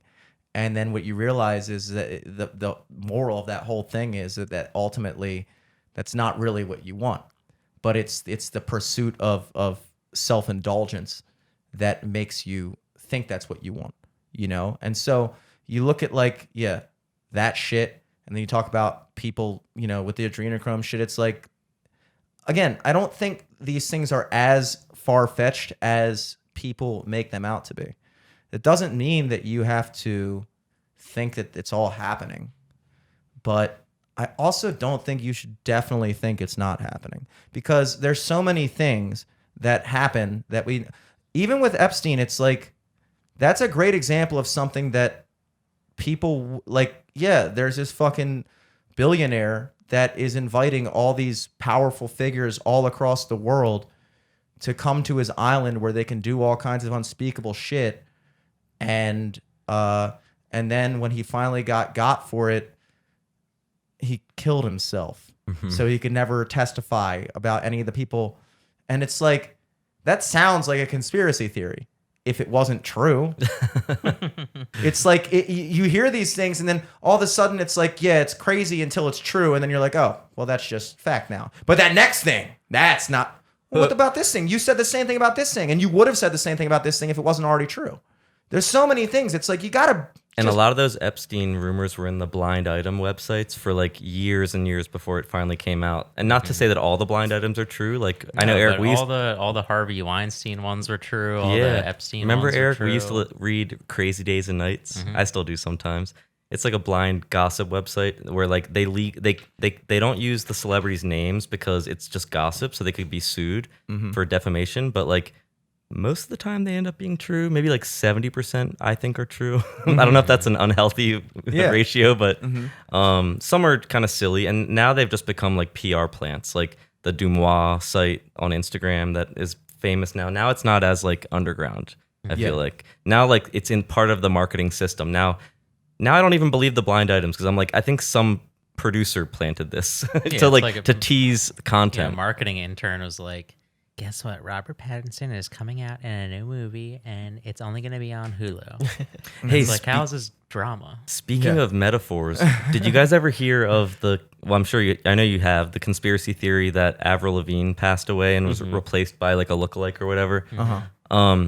I actually, and of course you could say that that's related to the MK Ultra and the cloning and da-da-da, if you believe the like out there side. But then if you think about it from the metaphorical side, I actually read a blind item one time that said that was like an industry joke, because remember back in the 2000s, it was like looked down upon if people didn't write their own music, and all the pop stars were like, oh yeah, I wrote this, like Britney Spears, Jessica Simpson, they were all Ashley Simpson. I write my own music. Now Taylor Swift was always, now I think Taylor doesn't write all of her music, but that was her big thing. She writes her own music. It was like a bad thing to not write your own music. So, and I think Avril always said she wrote her own music, and some people in the industry tried to like take her down by saying like, oh, she actually died and was replaced by someone else who wrote the music. It was almost like a joke. It was like an insider joke to be like, oh yeah, that's right. She wrote it because she died and we replaced her with this, producer because we really wrote it. It was like the people who really wrote the music were trying to like do a wink, wink, nod. They're like, let's release this like crazy rumor, and it's almost a dig to her. But only if you're in the know, you would know that it was a dig. That was like one crazy, wild theory that just came out recently, and I was like, that's kind of an interesting metaphor. Like they just used that because there's always been theories about celebrities dying or not dying. I just need it. Like I need the celebrity to be more famous for me to even jump on board. I mean, I feel like the only big one that had credibility, not credibility, but like when Gucci Man went to prison and came out ripped his shit and not fat and didn't have a lean gut anymore, and it's like, yeah, it's a stark difference from when he got put in jail, but also it's like you can tell it's the same person. It's not a That's clone. how I would hope I would look after jail. Yeah, right. Like, what else am I doing? Really What only else are do you one doing? thing in there. Work out. What about Dave Chappelle? Do you guys think he was replaced with somebody else? Because he got and Joe Rogan too. I mean, you look at him. Yeah, dude. What happened to his hair? You know what I mean? Yeah. He had a full head of hair when he was on news radio, and then all of a sudden he's bald and on a podcast. Yeah. He just I feel like Dave Chappelle sounds a little different now, but I think Well, these are Dave Chappelle, his like career got ruined because like Hollywood basically put it out that he quit the show because he was a crackhead and moved to Africa to smoke crack all day. Like that was literally the news back then. Yeah. Even though in They're reality trying it to was just like, kill his career. yeah, they were just trying to kill his career because Chappelle's show was wildly profitable, and he was trying to like restructure his deal with Comedy Central, and they're like, nah. And he was like, okay, well, I'm not going to do the rest of the third season. And they're like, okay, we'll just have the other two guys on the show host it for the rest of the year. A smear campaign to make him look crazy, like they did to Kanye, and made him look crazy too. Yeah. Again. And then when people are trying to make you look crazy, you do kind of go crazy. Exactly. Like I would be pissed. I'd be like, God fucking damn it. I would start screaming at people. I would jump on a couch. I would fucking go crazy. Oh, we haven't even gotten to Scientology yet. I don't really know a lot about it. Well, I did want to go into my favorite of all time. Real quick, I just before we move on to this thing here, because I think it's very important that I say that I listened to about an hour and a half of when Tom O'Neill came on Joe Rogan's podcast and talked about MK Ultra, and he talked about Charles Manson and kind of like what he kind of found in like his involvement with that situation, and how I don't know the whole story, but basically a really shitty summary from what I gathered is that he's kind of just like, his mom is a prostitute. He's like in and out of juvie his whole fucking life, minor car theft and shit like that. And he goes to he steals a car and he crosses state lines, which apparently the one thing anybody who doesn't know shit should know is that I guess when you commit a crime and you cross a line, it's federal now. You've already crossed one line. You cross the line and now you cross a state line. And now it's federal, baby. Now you're in the arms of the feds. And so he went to federal prison.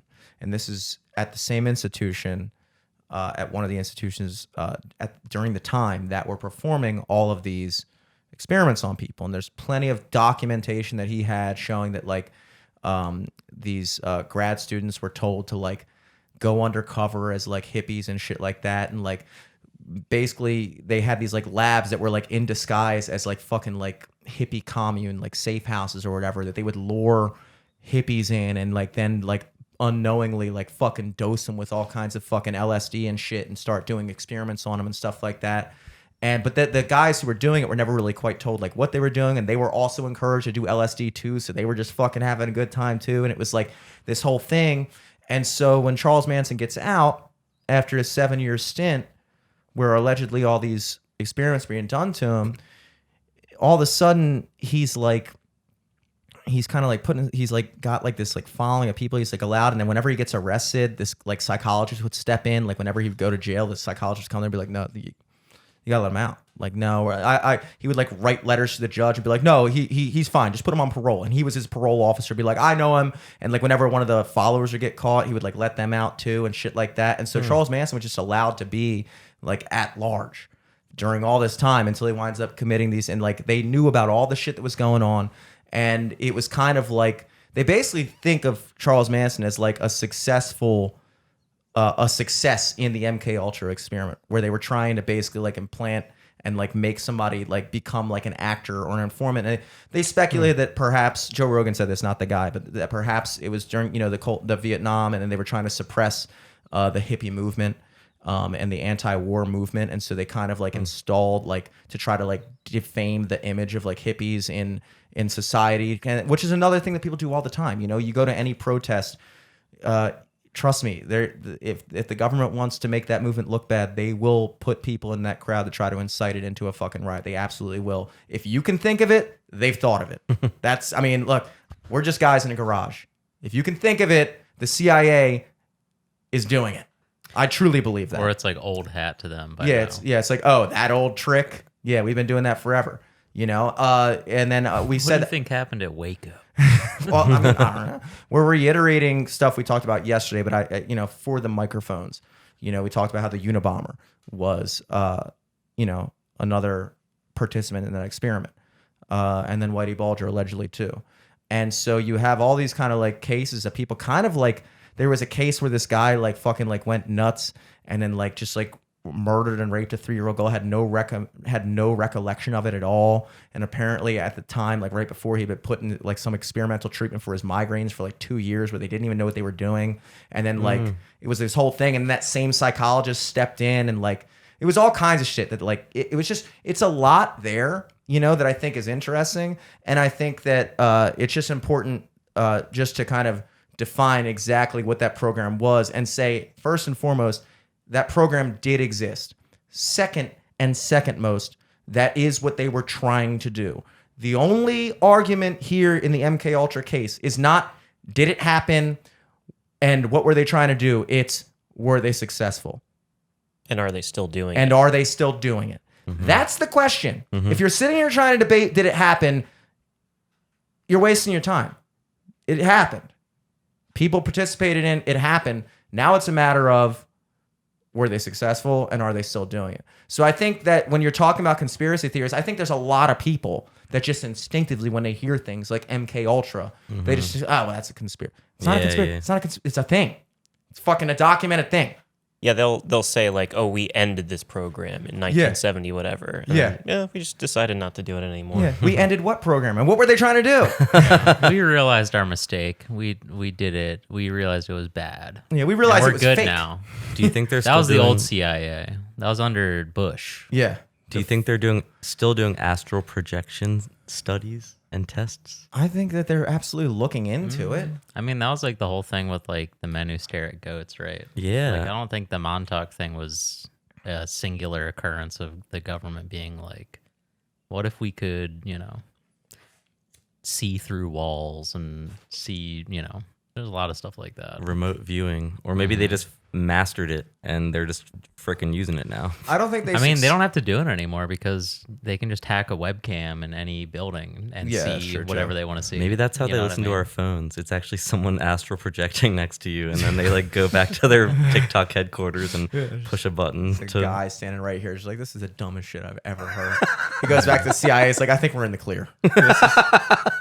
I think we're good. We don't have to worry about this Grok podcast or anything. Think anybody's gonna latch onto this. 7 years strong in this garage, putting out nothing but bullshit. Yeah, they wiretapped the studio long ago. Yeah, we used to crap out halfway through the podcast stuff with glitch. I think they just figure it's not even worth it anymore. It's like, you know what? We don't even have to make you fuck up your own shit. You're good. Yeah, with the interdimensional stuff, it's like, first of all, higher dimensions exist. That's something that like the way we conceive of them is a different thing. But if you look at physics and Quantum quantum physics and stuff, yeah. string theory, all these things, people speculate as many as 23 dimensions. And the I didn't problem, know this. the problem with dimensions is, Why 23? I don't know. I hadn't heard that part. Isn't that movie, the Jim Carrey movie? The number 23. That is, I Yeah. kind of like that movie. I watched it when I was like 9. I like it too. I didn't mind it. When I watch that movie, it makes me feel like I have a concussion. I'm like confused the whole time. And one time I watched it when I did have a concussion. And it all made sense. It all made sense. It all added up. No, just like scientifically speak, the problem with the word dimension is it has such different connotations in different contexts. In the context of physics, dimensions are, 3 dimensions of space, and then the 4th dimension being time. This is, there you go. Can you ring that bell real quick in the mic just so we can recalibrate with our fucking... I hadn't done that yet. I should do that every morning when I wake up. We look at our 3-dimensional space, which we all understand, and then time, which is this 4th dimension that we're traveling in and we only experience moment to moment. Basically, like each moment of time is this, segment of our full 4-dimensional being. The 4-dimensional existence would be all of time at once. So we experience time, the 4th dimension, as segments of 3-dimensional reality, as moments. That time is this linear thing that we're moving forward. And then even from that, through math, they calculate with 5th dimensions, which would be like a higher dimension of that and stuff like that. And so these things exist when you talk about like, there's so much that we don't understand about if you even look at the fact that only up until fucking 1930, we didn't even have the concept that time was relative, that time is actually something that you experience differently from another observer depending on your own motion through space, that a second could last longer, that space stretches. And like these things are really mind-blowing things, and what the Einstein and stuff like that came up with these ideas that's proved to be true. We've proven that time is relative. We've proven that if you go fast enough that you the clock will fucking move slower. They'll fly like 2 fucking jets around the world at like Mach 6 and they'll come back and the clock will be the second happens slower for the jet that was moving versus the jet that wasn't. It's just like that kind of shit is, and that's shit. Those calculations are the calculations that are used when we're calculating how to put something on Mars. Because when you're putting something at that speed, you have to factor in time dilation and things like that. These aren't made up. These aren't theories. These are scientifically things that we actively put into how we do things.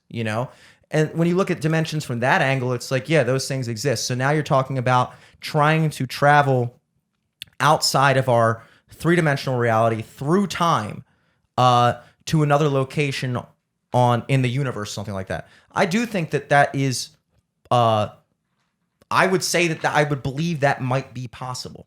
That maybe perhaps it would be some technology that we wouldn't have access to, or that any of our conventional thinking wouldn't. It's because we're stuck in this 5 sense construct. Well, we can't figure anything outside of the 5 senses. We can't perceive. We don't have a concept of even the most fundamental things that make up our reality. I mean, when you really think about how monumental of a concept even just the idea of infinity is. Mm-hmm. The idea of something having no beginning and having no end. We can only try to make analogies to it, but there is no way for our brains to even conceive of that. But yet, there is no way to explain existence without the fundamental existence of infinity. That we are all here. We exist. We exist. We know that much. There's something happening right here, that something is experiencing, whether it's all one collective consciousness or we're all individually here. But that was the old Rene Descartes thing. I think, therefore I am. It was the one thing he could prove for sure was, well, I am thinking right now, which means something must exist to think that he's me at the very least, and imagine that he's having hands or something exists. And if that something exists, how? And then, of course, the more important question to most people is why. But even the more fundamental question of how. How does something exist? And if something exists, where did that thing come from? Did that thing have a beginning? And what does it even mean to have a beginning? How does something come from nothing? These are things that like we just kind of just step around every day. All these like things that you don't have an answer to. The Big Bang. Okay, yeah, we were this singularity and then okay, where'd that come from? Why is there anything? That's the question. That's the hard question. And it's like so much of our lives, or actually the entirety of our lives, is walking around in this kind of fenced in perception of what's going on and just kind of making things make sense for how it fits into our reality. But our reality is such a small segment of what actually exists. And so, yeah, within the confines of our own reality, maybe teleportation is not. I was about to start going like, I'm really grokking what you're putting down right now. It's just, again, you can't listen to this conversation and go, oh, they're on some woo-woo shit. No, you know what I really think is woo-woo shit? That somebody might honestly sit here knowing that they have no fucking idea, any answer to any of the fucking shit I just said, but think that they still know the answer.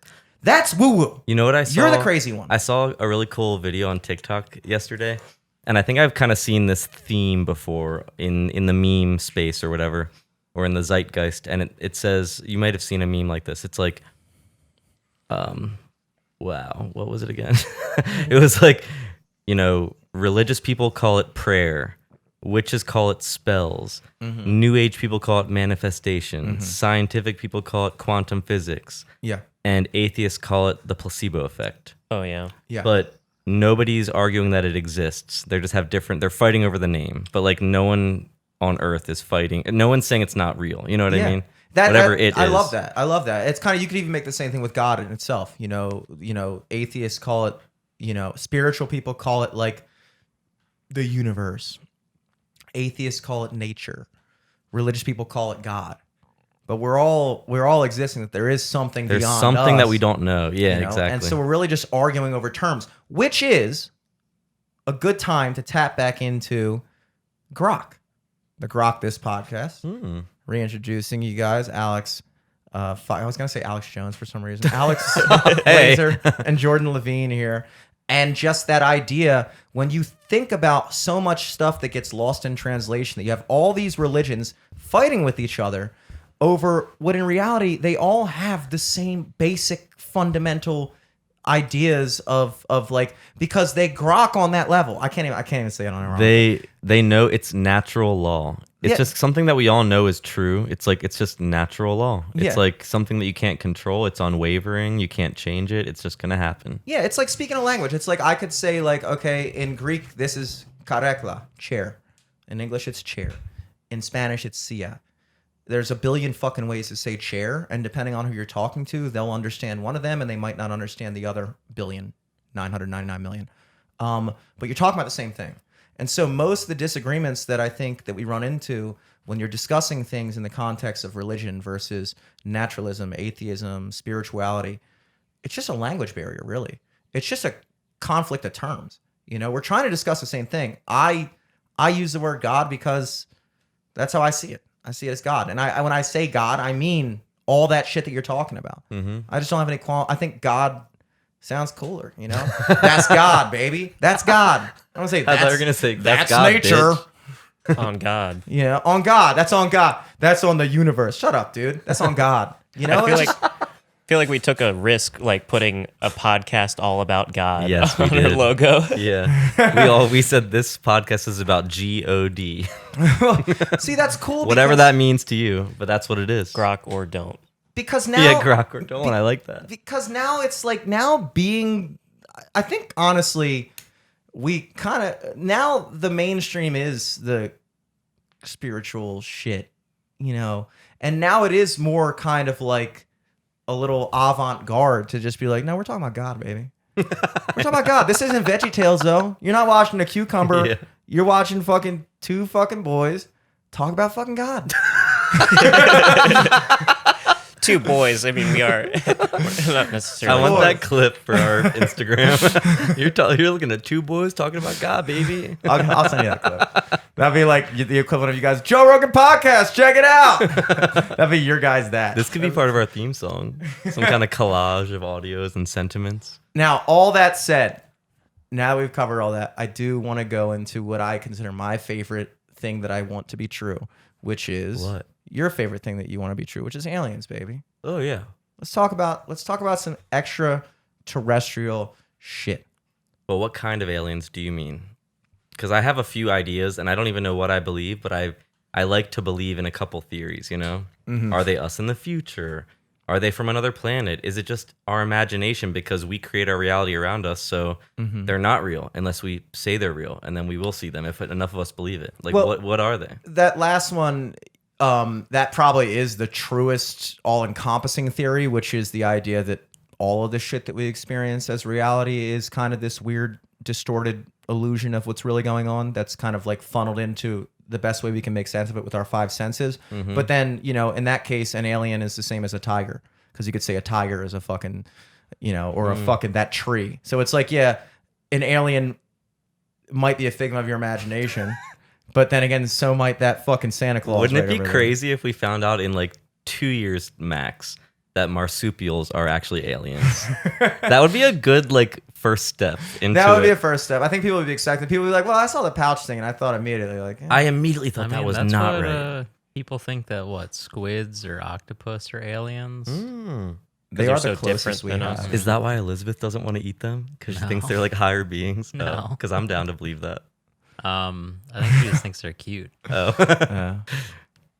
Does she Well, think I won't aliens eat them are cute? anymore because I do respect aliens. I mean, octopuses. I'm not gonna say octopi. I hate. You what hate we're- sounding I hate like the two options contrived we're or given. something. Yeah. I just hate that at the risk of sounding like an idiot, I have to sound like a douche. But octopuses, they are the closest thing that we have to just kind of imagining what an alien probably looks like. They don't even talk. They don't talk, but They they're have very beaks. smart. I They think just are there. Don't And they that's how I imagine a spaceship They is going to have just come beaks. down. They have No ink. talking. I no thought talking. they talk with their ink or something like that. I thought I heard something. They have each one of their tentacles has its own central nervous system that kind of thinks independently, that is controlled by its main fucking head thing, or like his brain, his head thing.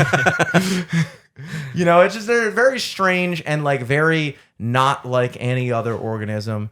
But as far I'm talking extraterrestrials.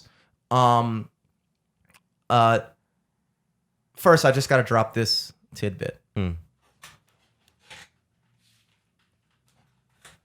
Did you know? This factors into the alien equation a little bit. Is that a small piece of the moon? What this That- fucking? Playing never mind. card Never deck. mind. It's a deck of cards. I thought you bought a piece of the moon yesterday. My bad. From the interstellar Secretly, table at yes. the Crystal Convention. So, what do I have here in my hands? It's 52 cards, a couple jokers, maybe it's 54, and like an instruction card to tell you how to play cards if you don't know. So 55, but let's go 52. Did you know that there are, every time you thoroughly shuffle a deck of cards, it's pretty much a guarantee that that is the first time that exact order of cards has ever existed, ever. Oh, for real? What? I mean, I can kind of see that. And here's a way to, and I didn't Is that believe true? it. I tried to get my dad argued with me last night about this. Where'd you hear this?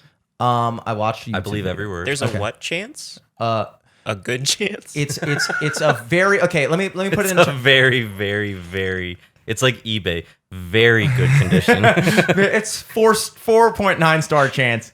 No. Let me put it this way. If I were to go and put 3 cards on the table, 7, 2, 10, right? How many different unique ways could I arrange these cards? Unique orders. Oh, I hate 9. this kind of stuff.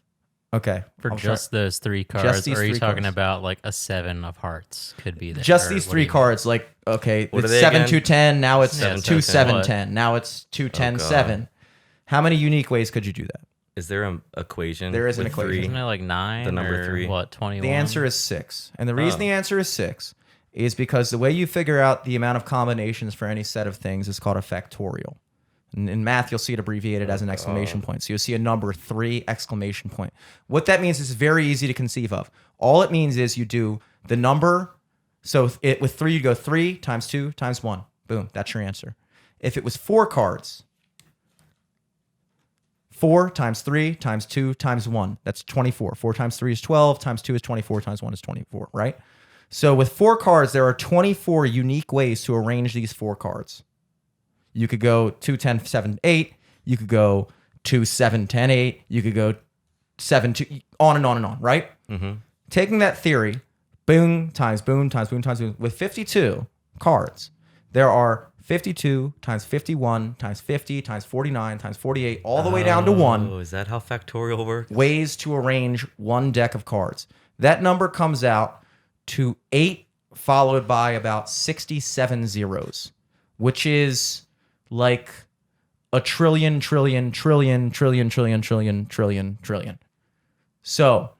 to put it in perspective, there's about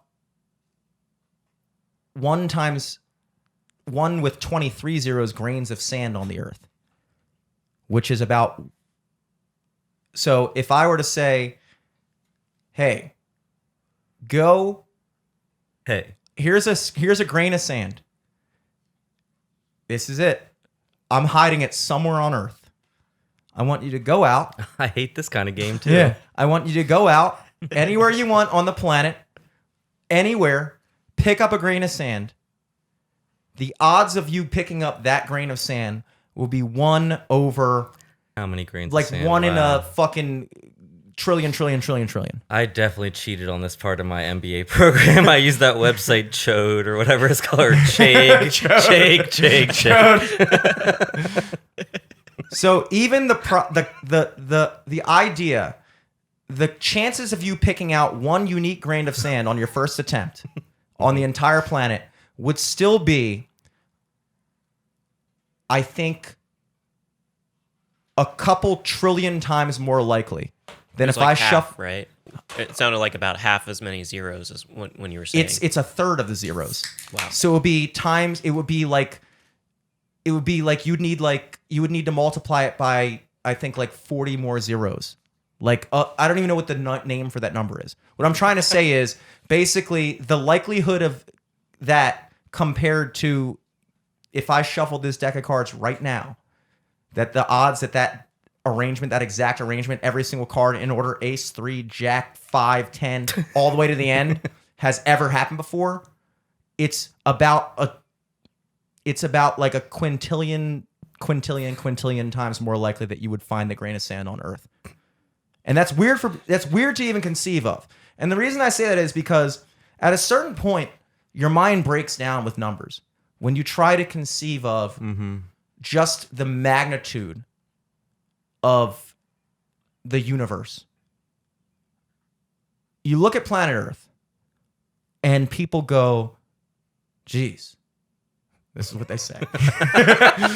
That's what William Shatner said when he went up to space and looked down at Earth. He was like, jeez. And it changed his whole life at 92. You think about, people go, wow, the likelihood, the odds of this happening, that every single thing would line up so that life can form on the planet. It seems impossible until you understand the magnitude of the universe. You understand that on a grand scale, even something that has a 1 in a buggle-jillion% chance of happening still happens. Why? This exact arrangement of cards had a 1 in a buggle-jillion% chance of happening. But it happened. That doesn't seem amazing. It just seems like, well, yeah, because it's A there. possibility, yeah. It exists. It had a very, very small chance of existing, but it nobody's denying it's existing right now. And so that's how I look at like life. It's like, yeah, it's a very slim chance that we exist. But just like there's a billion other versions of this that have happened since playing cards have been invented that will never happen again, that only happen. Fucking Billy the Kid was sitting at a table, somebody was playing poker, whatever fucking arrangement that's never happened, it will never happen again. You have a better chance of fucking finding a grain of sand, 3 grains of sand in a row, just boom, boom, boom, that were the only ones on earth. You have a better chance of that than Billy the Kid's fucking poker hand that one day at the bar, you know? But yet it was there, you know? Am I making sense right now? Making sense, but also I feel like What was that little kid doing in a bar? Sorry, Eric. I feel like so many, like, I don't know. So many people play poker now. So many like casinos run cards every single day. I feel like that chances number is could be definitely high. going down With 52 over yeah. time. If you, over the course of long enough time, if you were, okay, let's say, I mean, the way the math, I don't even know how to even perceive this math. If you had a new hand of cards, let's say you had like 100 hands of cards every second on the planet, somebody shuffled a deck and it was boom, like 100 per second. I think it would still take, when you're dealing with 1 in 10 to the 67 odds, I think it would take like probably like 1 billion years for you to like but guarantee. that's like, I don't know. There's still like the factor of just like luck or chance, though. You know what I mean? Well, yeah. Because that's like if you run it straight from front to back, then you finally loop back around and get the one hand again. But that's not how life works. You do not Yeah. work front to back in the real life. It's the, I guess. Oh wait, you do actually. It's very. Yeah, I go both ways. I go one way and it's clean, and I check the other, and I'm like, ooh, I miss a lot. Yeah. And that's God. I feel like what I was connecting with the card thing is like, okay, infinity exists. It's hard for us to comprehend that. It's almost impossible for us to comprehend that in our current form, which kind of makes me think of like the separation between something like God and then our form now. It's like, I feel like, say, somebody who doesn't think something like aliens or Bigfoot is possible. In some ways, it's silly to me because you're talking about infinity exists. It's like, why couldn't something like that happen? Giants existing at some point, or Well, yeah. if infinity is possible. But I get that why people have to silo a little bit, like, because you'll go crazy if you entertain too many ideas. Because you can't. Your brain isn't even made up. Your brain isn't infinite, and how it can't perceive it. Like, it's just like the idea of infinity. The only way you can think about it is that if it has no end and no beginning, that over the course of infinity, everything that can happen will happen. Everything that can happen will happen. Even something with the slightest, most minuscule probability, 1 in a 10 to 1 billion zeros chance of happening, over the course of infinity will happen. And when you look at things that way, it's very difficult for me to imagine that we are the only fucking place in the universe in an infinite span of existence that has life. It's very difficult. The math of it doesn't work out. If you look at the math of the odds of one planet in all of the universe that we can see, and here's how big the universe is. There's actually a light cone of how much of the universe is even possible to ever be seen, because light only travels at a certain speed. So light takes about a year to travel like fucking 3 trillion miles or something like that. It travels 186,000 miles per second, which means now the sun is so far away that it takes the light from the sun 8.5 minutes to reach Earth, which means that when you look at the sun, you're not seeing what the sun is looking like in this exact moment. You're seeing what it looked like 8.5 minutes ago. When we look at galaxies far, far away, like let's say we look at a galaxy 10 light years away, we're seeing what that galaxy looked like 10 years ago. That galaxy might not even exist anymore. That galaxy could have blown up 8 years ago, and we're still seeing what it looked like 10 years ago because the light from that galaxy is what's reaching the planet right now. And in however much longer, when we look at a galaxy, like, galaxies that are 100, 200 light years away,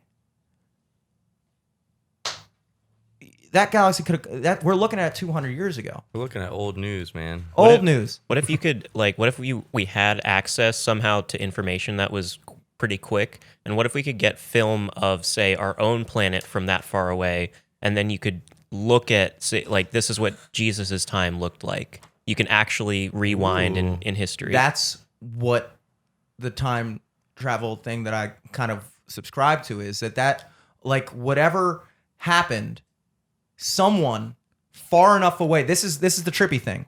Like I said, you're looking at a galaxy that's 100 light years away, and you're seeing what that galaxy looked like 100 years ago. If that galaxy over there had a telescope that could look at us, they'd be seeing us 100 years ago. They'd be seeing World War II happening right now.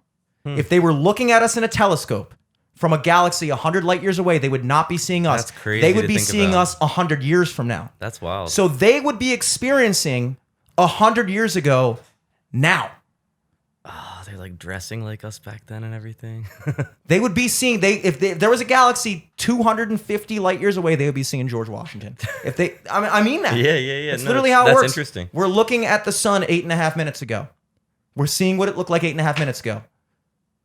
You know, and so when you look They're at seeing time that way, flappers and it's so counterintuitive to every way we perceive of time. When you realize that that's actually how that shit works. That time is relative to the observer. You know, the universe is so big that in the course of 13.8 billion years, certain vast parts of the universe are so far away that the light from that part of the universe has not even been able to travel to us over the course of 13.8 billion years, which means that we're actually limited by what we can see of the universe, not because of how big it, because of how big it is, but because we simply, the fucking light from that part of the universe hasn't even reached us yet. You know what I'm saying? what if we see some stuff in some telescopes like tomorrow? That's from like 100 years ago, but we just are just seeing it right now, and it's like a new species like starting or something.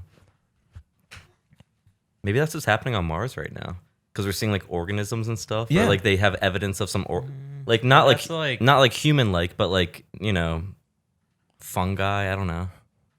Yeah, but that's also like a robot on Mars sending information to us. Oh, so that's real time. That's real time.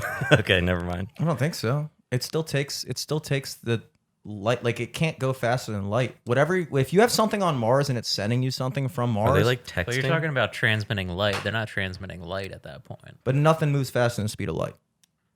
That's beautiful. But you're saying how light is so slow. You're saying it takes 8.5 minutes for the sun to...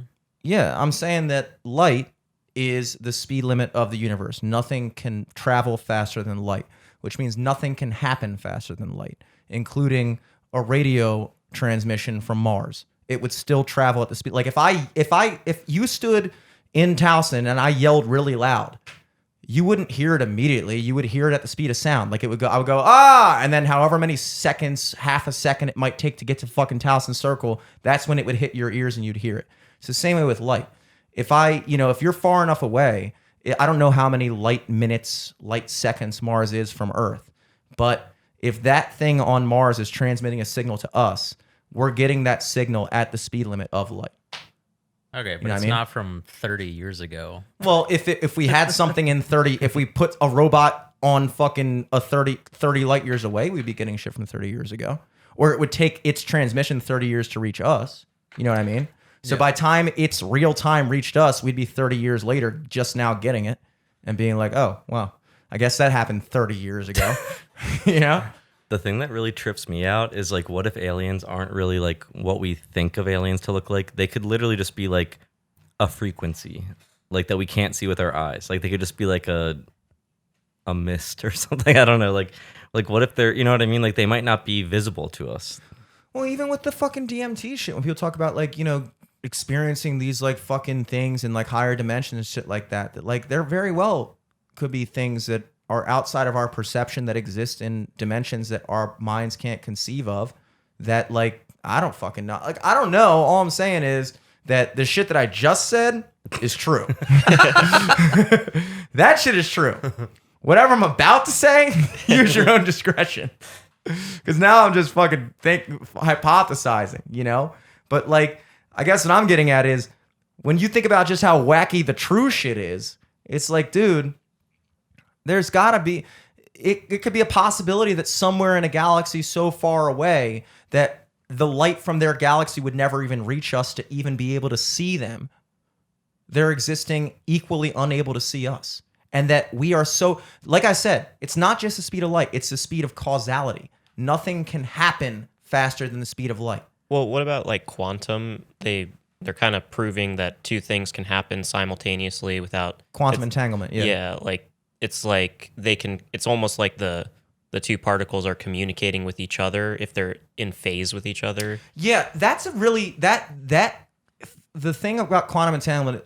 That's a thing that I really like. That's like, I'm gonna try to explain it a little bit from what I understand, but basically it's this idea that like you're talking about, like if you have like a electron over here, electron like that, or something like that like they're charges or something like that. That basically there are things that become quantumly entangled. The best analogy I ever heard of that is Twins? well, I mean, it's basically like twins for like fucking like. Two brothers They're of exactly. different ages. Okay. The best way We I do can understand brother stuff. The best way I can explain, the best analogy I've heard about that is this idea that like if something like basically all of reality, the way we experience it, kind of exists in this like cloud of probability, and they prove that basically with that like double slit experiment. Where like they were like launching photons and they thought like, okay, they were like, is light a particle or is it a wave? Because if it's a particle, it'll act like a fucking marble. We're shooting photons and it'll go through one slit or the other slit. So when we pull out the thing, we'll see a pattern of like two slits, whichever one it went through. If it's a wave, it'll act like when you drop a fucking thing in water and just like ripples out, and it'll go through both slits at the same time. And so it was a particle wave theory. Is light a particle or is it a wave? So they were launching these photons, which are particles of light or like things of light, whatever. And what they found was that when they were trying to monitor which slit it went through, or they found that it acted like a wave. So they saw that it was going through both slits at the same time. They're like, okay, cool, light's a wave. We got it. Light is a wave. And then they started going, well, how is it going through both at the same time? It doesn't make sense. I feel like it's a particle. So they put little detectors on each slit to see exactly if it was going through both at a different time or whatever. And what they found was when they put the detectors on the slits, all of a sudden, it was going only through one or the other, like a particle. And so what they realized was, or what the theory was there, is that they determined that light behaves like a wave until it is consciously observed, at which point it collapses into a singularity of, so it exists as like a cloud of things that could happen, a cloud of probability, right? And then the second you observe something, it becomes something. So when they tried to detect which slit it was going through, it went through one or the other. But when they weren't trying to detect it, it would go through both. This is like a really kind of trippy, crazy. It's hard to comprehend, but this idea of consciousness and its effect on reality. Right. You heard right. about that, Yeah, right? yeah. I'm tracking, but it's dense. It's like hard You're to tracking, follow. but you're not grokking. I'm not fully grokking, Yeah, but I'm you're half tracking. Yeah. So the best way I can explain the quantum entanglement thing is, it's kind of like if I said this analogy might flop. I don't know. We're gonna try it though. It's like if I told you that, hey, my friends are coming over. They're brother and sister, right? So there's one boy, there's one girl, and so like they're showing up, right? We're all sitting here, and I haven't told you which one is which boy or girl, right? Now in your mind, and if I said like one of them's name is Sam, one of them's name is Jesse, those are both like ambiguous names. Like Sam could be a girl or a boy, Jesse could be a girl or a boy. So in your mind, both Sam and Jesse exist as either or, right? The second Sam shows up to the doors, let's say Sam pulls up.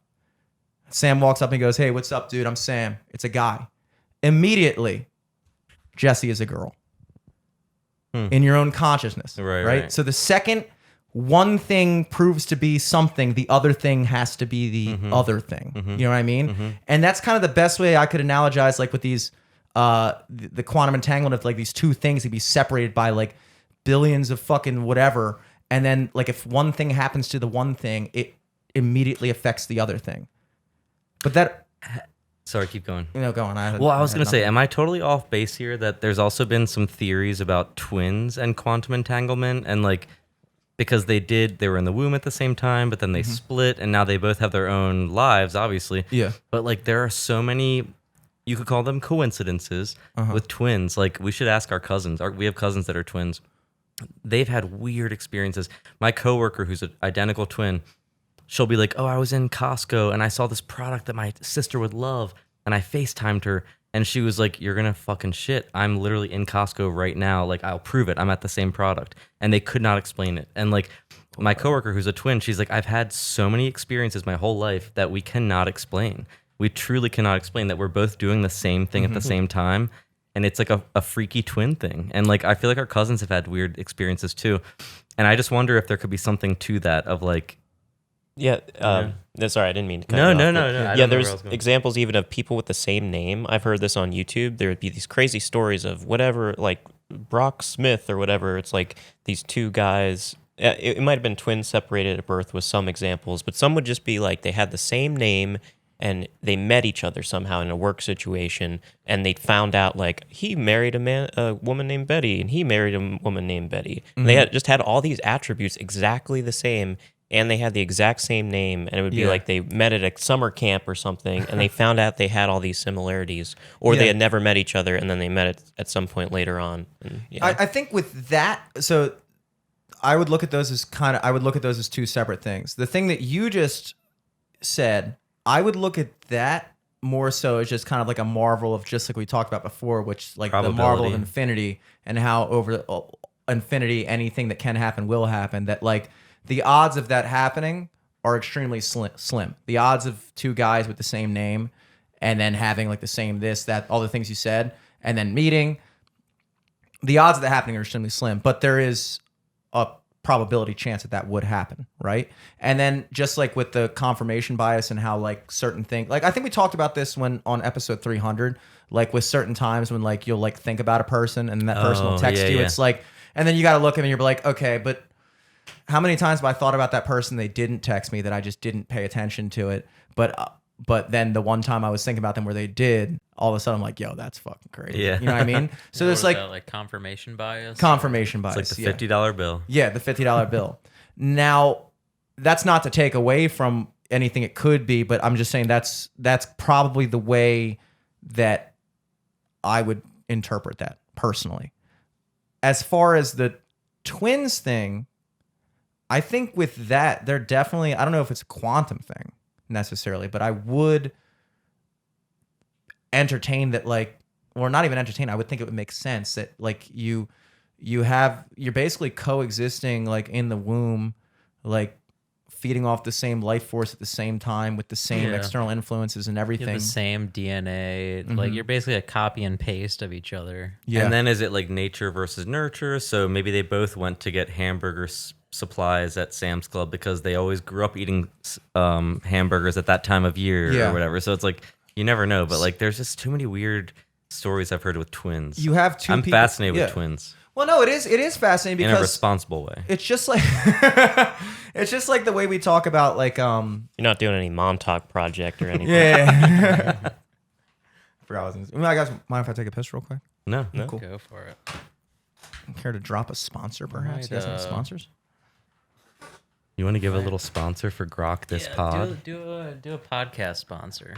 Yeah. So if you guys want to check out Grok This podcast, it's Grok This pod on all social media. You can find it on Apple Podcasts, Spotify, all the major networks. We're just two guys hanging out. We found out we kind of have common interests a little bit. Alex was on live from the studio the last time he was on here as a guest, gave me a shout out. And I kind of subconsciously picked up on, he was like, oh, I'm having such fun on this podcast. And I've done a podcast before. And then he's like, Jordan Levine turned me on to all this weird shit. And thankfully, you're like, it wasn't that weird when he was talking about it. It was just like, no, casual. It all started making a lot of sense. About 2 or 3 years later, right? After that conversation. It was all stewing in your mind. It's true. It was around 2020. It was when we first met up again and started I was grokking what you were putting down, and that was like what, 2 years ago, 3 years ago, maybe. Yeah, and then in the meantime, I think, we both kind of interested in just entertaining different ideas, and I noticed you were a guest on this podcast, so you enjoyed doing podcasting, and I've wanted to do a podcast for a while. I've done different stuff at different times, so it's like, yeah, let's do it. And I reached out to you. I kind of like took that message from the subconscious that you were saying, hey, Jordan, I want to do a podcast with you. And then we secreted it and we manifested it, and now it is. Mm-hmm. And so it be. Well, I think shall. Yeah, I think there are certain things, like even when Eric Amen. talked about the babe length, as you and Liz call it, I thought that was cool. I thought that was cool. And just the idea of just kind of like the connection with somebody that you have, that you spend a lot of time together, and how you kind of like learn the same mannerisms and things like that. Mm-hmm. Those kind of things are undeniable. And then it's just a matter of how far that stretches, you know? It's kind of like, it's really just, to me, it's like the question of like determinism. Like, if you were to drop a person into the world in the exact same way I was born, on the exact same day, at the exact same moment, to the exact same people, with the exact same life experiences, whatever, the next thing that happens to me, is there any possible chance that I would do anything other than exactly what I do? Mm-hmm. You know, is everything kind of set in stone from, like, I forgot which philosopher, maybe it was John Locke or somebody, that basically said, from Lost. Yeah, yes. Who said he looked at that like light, or the universe, or whatever you want to call it, whatever he called it at the time, as like, or like what God was. And he was like, God was just like a clockmaker that just like set it in motion. And so like, just from the first moment, just everything was set in motion, and just like a clock, it's just ticking. Every single thing that's supposed to happen will eventually happen, and has happened, and everything like that. Versus this idea that that is where people get ideas like destiny and fate, versus this idea that we're all just kind of making it up as we go. Which, to be honest, I don't quite know which one I subscribe to more. I like the idea of destiny and fate, because that brings some just it means comfort. that you're not, accountable for any of your it's not good your things fault. or bad things. Good Will Hunting style. It's not your fault. Everything that happens. But also, if your life turns out to be, you're like, dude, what the fuck? This is ass. I really wanted it to be better. Yeah, luckily it's not my fault. Luckily, it's not my fault. So It's destiny. So it's like, are we making it up as we go? Is everything that's happening? And here's the other question. If we've already established that you can experience, there's two things I've said on this podcast that I feel like you guys aren't quite believing me on. What? We're not grokking you yet. You're anti-grokking me. What? It's the card thing. I bought into the. I understood the analogy. Yeah. It was easier to start at 52 and go down, but then when we got to the bajonka-jonk levels, I wasn't sure what numbers we were. But I understood the concept of its infinity. That's the point. I understand that. Yeah, like there are a huge, number of combinations that cards can come out. Mm-hmm. But also, like, I bet it's a smaller number to be like, okay, the first card I draw is a king of spades or whatever. You know what I mean? Oh, yeah. Well, for sure. There's a 1 in 52 chance that you'll have the first card. Yeah. If you any deck of cards, there's a 1 in 52 chance that you're just going to pick out the card and guess it right. And then it's, in my brain, it's easier to make the leap from there to be like, okay, well, the first 3 is not that much more of a. The one in the way you would figure that out is there's a 1 in 52 chance of getting the first card right. Mm-hmm. Like if I told you guess the first, like if I Well, now it wouldn't work because you already see the first 3 Yeah, cards. 7. If we just pretended that this deck of cards was 52, and I said, all right, dude, guess I want you to pick the first 3 in order that I pull off. The first one, you'd have a 1 in 52 chance of guessing.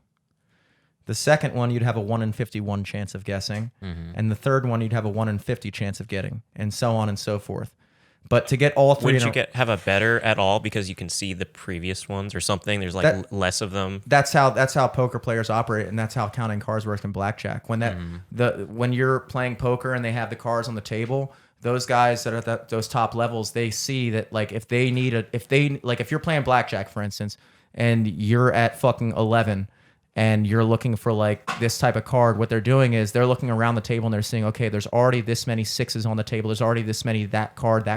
So the probability of the next card being a high value card is higher because I already see that a lot of the low value cards are already on the table, which means the deck is actually stacked more with high value cards because they're not yet pulled out of the deck.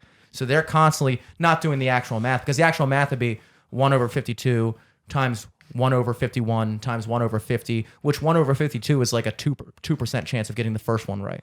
But then you multiply that by 1 over 51, which is a 2% of 2% chance. And then you multiply that by 1 over 50, which is 2% of 2% of 2%, which now the odds of getting the first 3 in a row right is now like fucking like 0.000008 or something like that, you know? So like you can see just how quickly, just from 3 cards, the odds of getting the first 3 in a row, you're already in the like 10,000ths of a percent of likelihood of doing that. And then you try to do that over the course of 52 and you're talking a ridiculously low percentage point.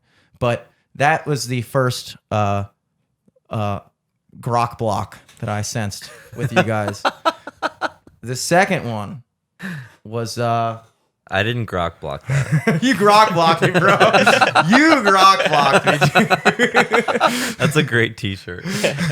I'm not intentionally Grok-blocking anybody. Don't Grok-Blok. I can't even say it. Don't Grok-Blok me, bro. That's an awesome shirt. Or tattoo. Yeah, I mean, you guys should use that. I really hope you do. We will. I really hope you do. And the second one was the whole thing about the light traveling, and just and I believed every word you said. It's hard for me to grok stuff that I don't like to grok. Like when I was in school, I never really liked the quantitative stuff because my brain just shuts down. Like you said, like it's a lot it's dense. But I was tracking. Well, the thing I guess going back to that is just the thing that you kind of take away from that concept is the idea that if right now me as a 10-year-old is happening for another observer in the universe if they were looking, right? Somebody watching you. Yes. Because the speed of light, they see you as 10 right now. Yeah. Pedophiles, the speed of light. I'm going 20 light years away just to look at myself naked. Like, hell yeah, dude. Hell yes. I mean, but that's all a picture is. All a picture is you're capturing the light from that moment on a film. Yeah. And just like, you know, a photograph is a means of capturing that light. You know, but that light still exists. Like you take that picture, that light was emanating from you to the film, but it's still emanating somewhere out in the universe, far, far away. 20 years ago, me is 20 light years away right now somewhere. And if somebody was 20 light years away, they'd be looking at that picture, just like you're looking at the picture that you captured in your hand at that moment, which is kind of like, you know, when you look at time, it's just if 20 years ago is still happening right now for someone far away, then in a way you could argue that time still exists. It's just a matter of where you are. Yeah, I kind of like for myself connect to maybe like it's like you can tap into like I try to say what if myself 10 years ago or 5 years ago could see myself now? Like right now, I don't feel satisfied. I'm like, whatever, all this shit I could complain about. But it's like, what if I appreciated what I have now based on myself 5 years ago? It's like, it would be awesome. So I can kind of tap into myself at that age. Yeah. Or in my circumstance, be extremely disappointed. Or like a childlike wonder, you know, you can say, what gave me happiness in the past? And it's kind of like you can collapse time sometimes. I feel like you can, not in a Michael Jackson way, but you can kind of like relive you can like give yourself I was like, how is Michael Jackson fitting into this one? I can't wait. give yourself the childhood. He's still or the- alive. Somewhere he is. And that's really, yeah, there's so many things. And like I said, I think that of all the things we discussed, besides the things that are provably true, okay, let me ask you this as one final little grokadelic question for you. If you could pick, I'm gonna give you 3 options. One of them gets to be proven true in your lifetime. Ooh. God and the devil are real, and you can sell yourself to the devil, and all that occult shit is real. Aliens exist, and we are able to contact them, or time travel exists, and we're able to do it. Oh wow. That's like not fair because they're all true. Yeah, we can go around the horn on that one if you want, but Yeah, we should all decide. So the question was which one you want to be real? yeah, if you could only pick one to be proven real in your lifetime, like, and we can experience it. I don't know, because time travel is weird. Because I don't think you'd be able to time travel outside of like when time travel was invented. That is a great point, and that was proven true in Idiocracy of all because movies. you get stuck. Well, it's like, yeah, he's got a point, because it's like you could take a time machine, but in order for you to take a time machine to that time, wouldn't they have to have had a time machine too, maybe, or something? Unless you took it with you. Didn't like Stewie and what's his face do that, Brian? On Family Yeah. Guy? Yeah, I think so. It's almost like you have a remote control thing and then you have a pad. Yeah. And I'm pretty sure Urkel did it. Yeah. Urkel did do it. No, I don't know. He changed his Time travel is definitely the sketchiest one, because there's so many weird paradoxes of, like, it's like, well, if I traveled back in time and talked to myself, wouldn't I be talking to myself right now? Like, I went back, if I was like 20 years from now, I was like, I want to go back to when I was on that Grok crosscast and just walk in and be like, what's up, guys? Wouldn't that be a crazy twist? I would not trust that person. If they came If in, that and it was the you, time, if I just walked in right there, just want to let you guys know. If I had to choose which one to kill, I think we would all have to kill that one that just walked in. I don't know why. Well, if you killed me, you'd kill both of us. But if you killed him, I'd just be like, dude, fuck you. Now I'm going to be dead in 20 years. Oh, shit. I don't want to kill either, I guess. Yeah. Just have to trap one. Yeah, trap one. And my entire life, like, arc just results in me, like, being in a cage right there. What if that's what they're doing to fucking Kanye? They just keep time traveling him to keep them young. Oh my god. That blows up the whole adrenochrome theory. They're just time traveling them younger and younger. So time travel is... Eric, you're going Would no you to time travel. You say no to time travel? That was a hard no. Well, I agree because I think it would cause too much trouble. It's too much. Because you're talking about just, like, every moment is like a moment that you can tinker with that then affects the future moment that might not make that moment happen to make the moment that you got the time machine to happen. And it's like, it fucks with the chain of events. I guess I'd be okay with it being true if like they didn't give it to the masses. Because I don't want people messing. Yeah, it'd be like stuff's changing all the time, like stuff shifting around. It's like, dude, I thought this just happened that way, and now it's this way. And now I don't even think that because it already didn't happen that way. That happens to me every week. There's like conspiracy theories that there's a time, well, there's like some whistleblowers or whatever, there's a time core that they're going back and changing things for the good or something. Oh, shit. That's why there's like Mandela effect type stuff, like where Right. people remember things or things look like they changed.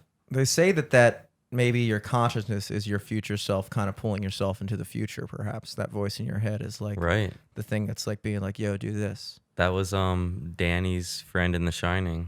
What was his friend? The guy in his ear, Tony. Tony. He was like, Tony said this. In the book, Tony was him in the future. Tony's It was very alchemical. Yeah. Maybe we should all do like process of elimination because I definitely agree no time travel. Okay. Okay. So we'll get rid of time travel, even though that would be awesome. It's just not.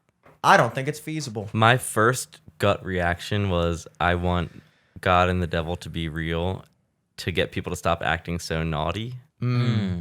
But then I don't thought, know, that would no, stoke it up in both that's ways. exactly what I was gonna say. It would create the end of the world because there'd be too much fighting over religion, and it would just like cause chaos and wars. I think if you know. Well, and also with the alien thing, like, we already know aliens kind of exist. Yeah.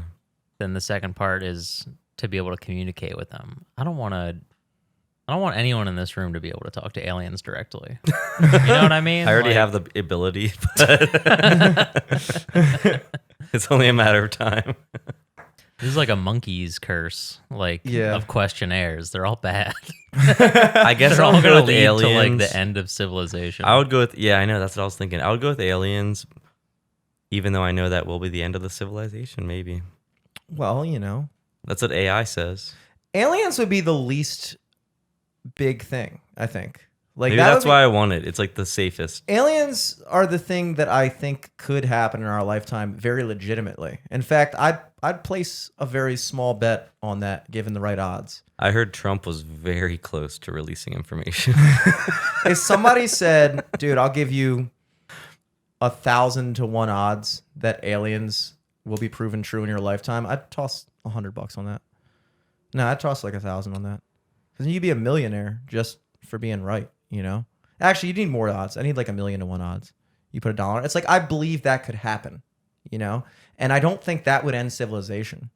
I think that finding aliens would probably be like 1 or 1.5 notches a bigger deal than when we discovered America. So Because that was kind of like figuring out like a weird other thing. We're like, what? This? You guys? did I tell you What the about hell's going on? the viral video that I saw on TikTok about how AI predicted the end of the world? Oh. Someone made a TikTok. It went viral, and they were like, "I asked an AI to show me how the world will end." And the AI made like a little short film that's like a minute long, and it's all like made from stock imagery and stuff, and it's all made by AI.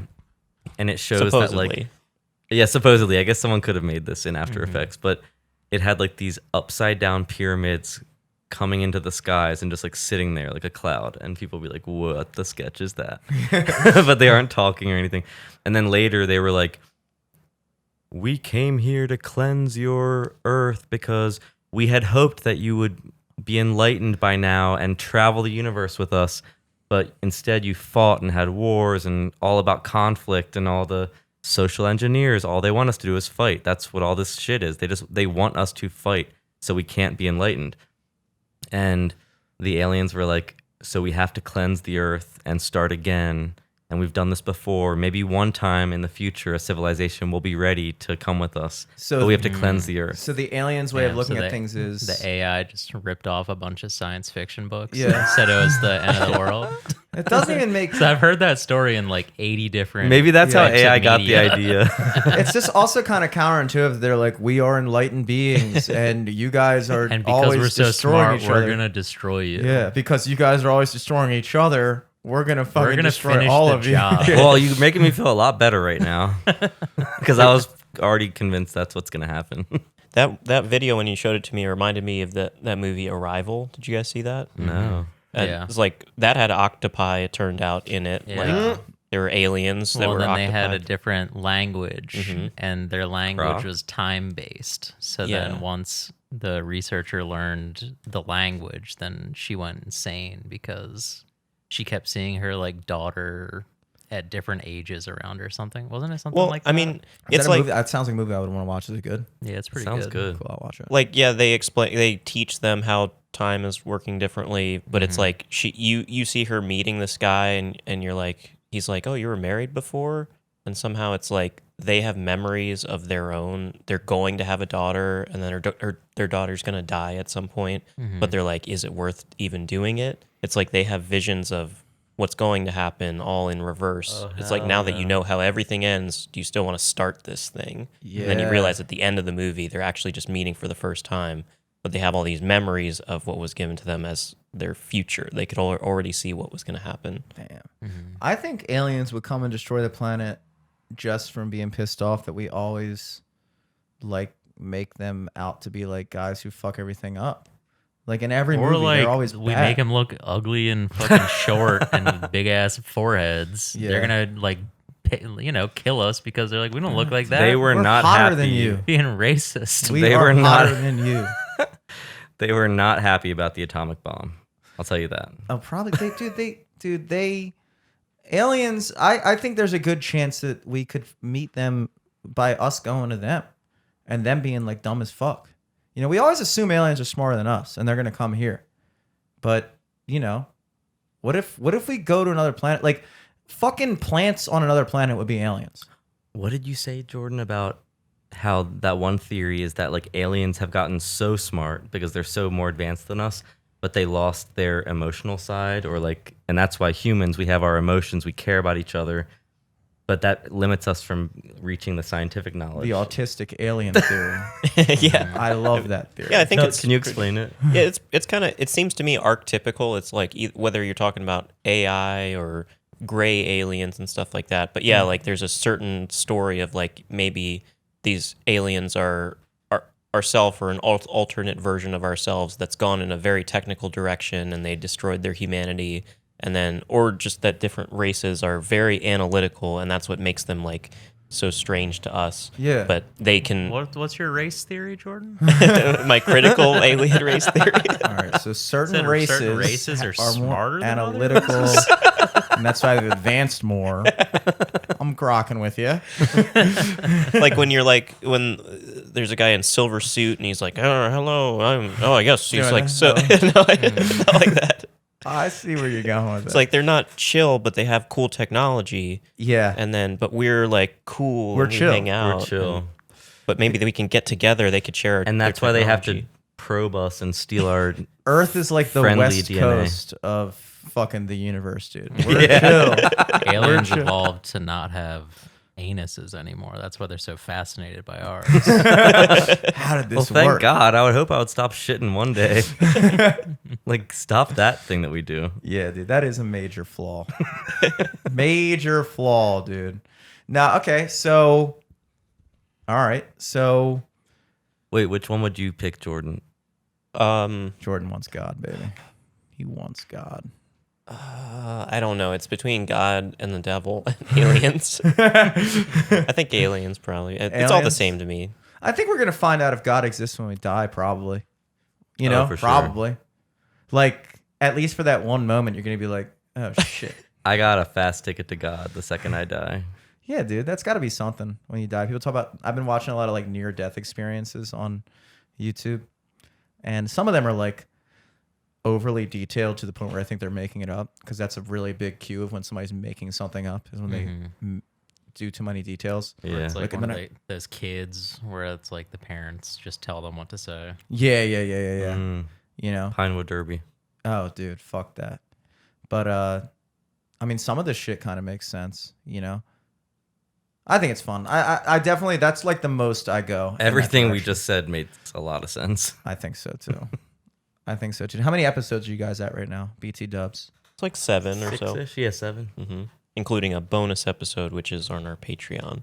Oh, you guys are doing the Patreon thing. Yeah. Hell yeah. We premiered our Patreon episode on our regular feed as a little taste. What kind of bonus content can I expect on Well, the I think Patreon episodes? We want to do like bonus episodes. Maybe it's where it's after the main episode, so we're more just chilling and a little bit more free, Cool. Mm-hmm. a little more grokked, A little more grokked grokked out. And then maybe some like field assignments. Yeah, Like going places like the Crystal Convention yesterday. We recorded in the car ride. Audio quality might be a little rocky, but it feels like you're right in the car with us. Yeah, dude. That's sweet, man. I think of all the endeavors that I've seen you two embark on, this one You're proud. feels the best. It feels the best. we It want you feels- to be proud of us. I invited you guys on here to tell My you. biggest goal in life is for my brother to be proud of me Eric is proud of you, dude. My biggest proud goal of is you. for Jimmy to be proud of me. and to stave off the intervention just one more month One more month. for this new project. If I just start another podcast, nobody will ever question my horrible choices. Yeah, I think it's funny. We kind of met a little bit through this podcast. It's like I Yeah. heard Alex's voice for the first time on this podcast Wow. before I knew him. On LFTS, I didn't realize that. Yeah. It was like the episode around when you started your podcast. So with Dan and Marissa. Or Voyage Down the Amazon. No, there was that's when you started that one. But then there was also the episode with Dan and where you're in your Marissa. apartment. I think that's what he's talking Yes, Yeah, yes. the That's G-spot. right. That's right. about. That was Greek Easter 2017 Wow. or 18. I think it was 18. Nice. I remember that because it was Greek Easter that time. How could I forget? Yeah, we want to thank you for bringing us together Oh, in dude. this karmic, It's the cosmic. least we could do. There is some cosmic thing because Eric started doing comedy with Jordan, and I think that's how I first maybe knew who you were through that scene. Or I'm not even sure. We've gone over this many times. I keep Yeah. forgetting how we met, but it just seems like we keep coming back into each other's lives, and I think it's for this podcast. Yeah. Well, There you we go. mentioned it on episode 300.5, which has since been redacted until further review. What happened? Well, after I left, Yeah. when you guys kept going. Yeah. That's We're what I about to told have you. a- I did what not want episode that is to be this? published. This is 308, I think. 308. There's about to be a 308 and a half because we're about to hit 3 hours and I got a dip. I got to go to the grocery store, actually. Not to be so into my 5 cents construct, but I do need to go to Safeway. No, it's good. I was working us towards the finish line there. But just that we talked about the domino effect of if Eric and I hadn't met in middle school in a gym locker room, I would have never met you. You would never been on our podcast. Jordan would have never heard I It's never would have not a- met Jordan. every little thing. You could go back Cause to and any effect. moment. The hermetic principle of cause and effect. If I had been in shape in middle school and didn't have any baby fat, and Eric tried to talk to me about what it was like to also have baby fat, I'd have been like, this fucking loser. I'm never doing a podcast with this guy in fucking 10 years or whatever, So even the minuscule things, every fucking cheeseburger sub I ate before that, all the things, every single moment. You don't know what Yeah. it means. That was God. That was God. Mhm. I'll leave you with one thing. G. This is important to know in relation to the devil. The devil does not present himself to you with horns and fire. He presents himself to you with everything you ever wanted. I saw that in a YouTube comment today. It's good. I thought That it was also in the movie, kind of like The Vitch. Remember The Vitch. Vitch? Yes. Known quote from The Vitch. VITCH. No, it's always a true pleasure having Alex G on. It's good to have you back. We mentioned you on at 300. You were a frequent guest back in the Dizzy, and then I noticed you hadn't been on 150 episodes. So let's get that back going again. Grok This podcast, Alex Glazer, Jordan Levine, Jimmy plugs, Selesky, Eric Glazer. Eric Glazer. Thanks for having us on. Yeah. Oh, what's your socials? What's the best way to contact you from the outer realms? Rock This Pod Yep. Grok This Pod. on Instagram. We have a Gmail too, Grok This Podcast at gmail.com. Okay. Okay. Patreon. Yeah, it's go to our Instagram and there's a link on there. Cool. And how much? What's a sub? It's I've set it at $2 or $3 or something All right. to get that bonus $2 or episode. $3. If you can't fork out $2 or $3 a month, guys, come on. You got bigger issues. Stop paying for half a Starbucks Exactly. and buy a Grok. Yeah. That's always the best condescending way to tell people, dude, if you simply just bought 20 less coffees a month, you could afford to pay my rent, you dick. Stop tipping at Starbucks. Stop tipping service workers and subscribe to our podcast. Patreon. God damn it. That's awesome. Eric, plugs. At Eric Glazer on everything. And if you're in the Arlington, Virginia area in August, be on the lookout for Hot Set. It's coming down there. Nice. Hell yeah, baby. I got to scroll through these fucking unbelievably cosmically unlikely deck of cards over here to tell you the highly likely things, the things that have almost a 100% probability of happening every week. And that is me at Perennial in Towson. You can bet on that, baby. If it's a Tuesday, I'm at Perennial. And if I'm not at Perennial, it's not a Tuesday. That'll be June 6th this week, 5 to 8:30. I'll be at High Tops in Timonium, Maryland.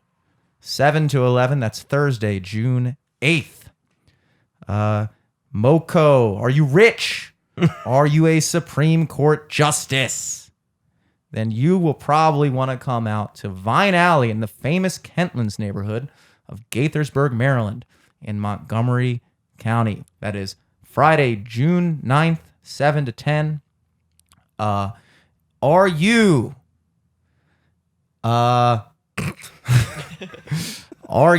semi-Instagram famous and want to drink a martini by the water for a solid story post with me in the background on the dock? Then the time to do that would certainly be this Saturday, June 10th at Ampersea in Fells Point, where I will be playing loud enough to drown out the people on the other pier with their Bluetooth speakers. That is 6 to 9 at Ampersea in Fells Point, Saturday, June 10th, at Jimmy Selesky on everything.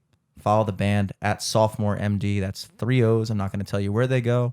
Just know if you get to the end of the word and you only got 2 O's, you missed one. At LFTS Podcast across the board. Mess on God. Till next week. Peace. Grok out. Rock out.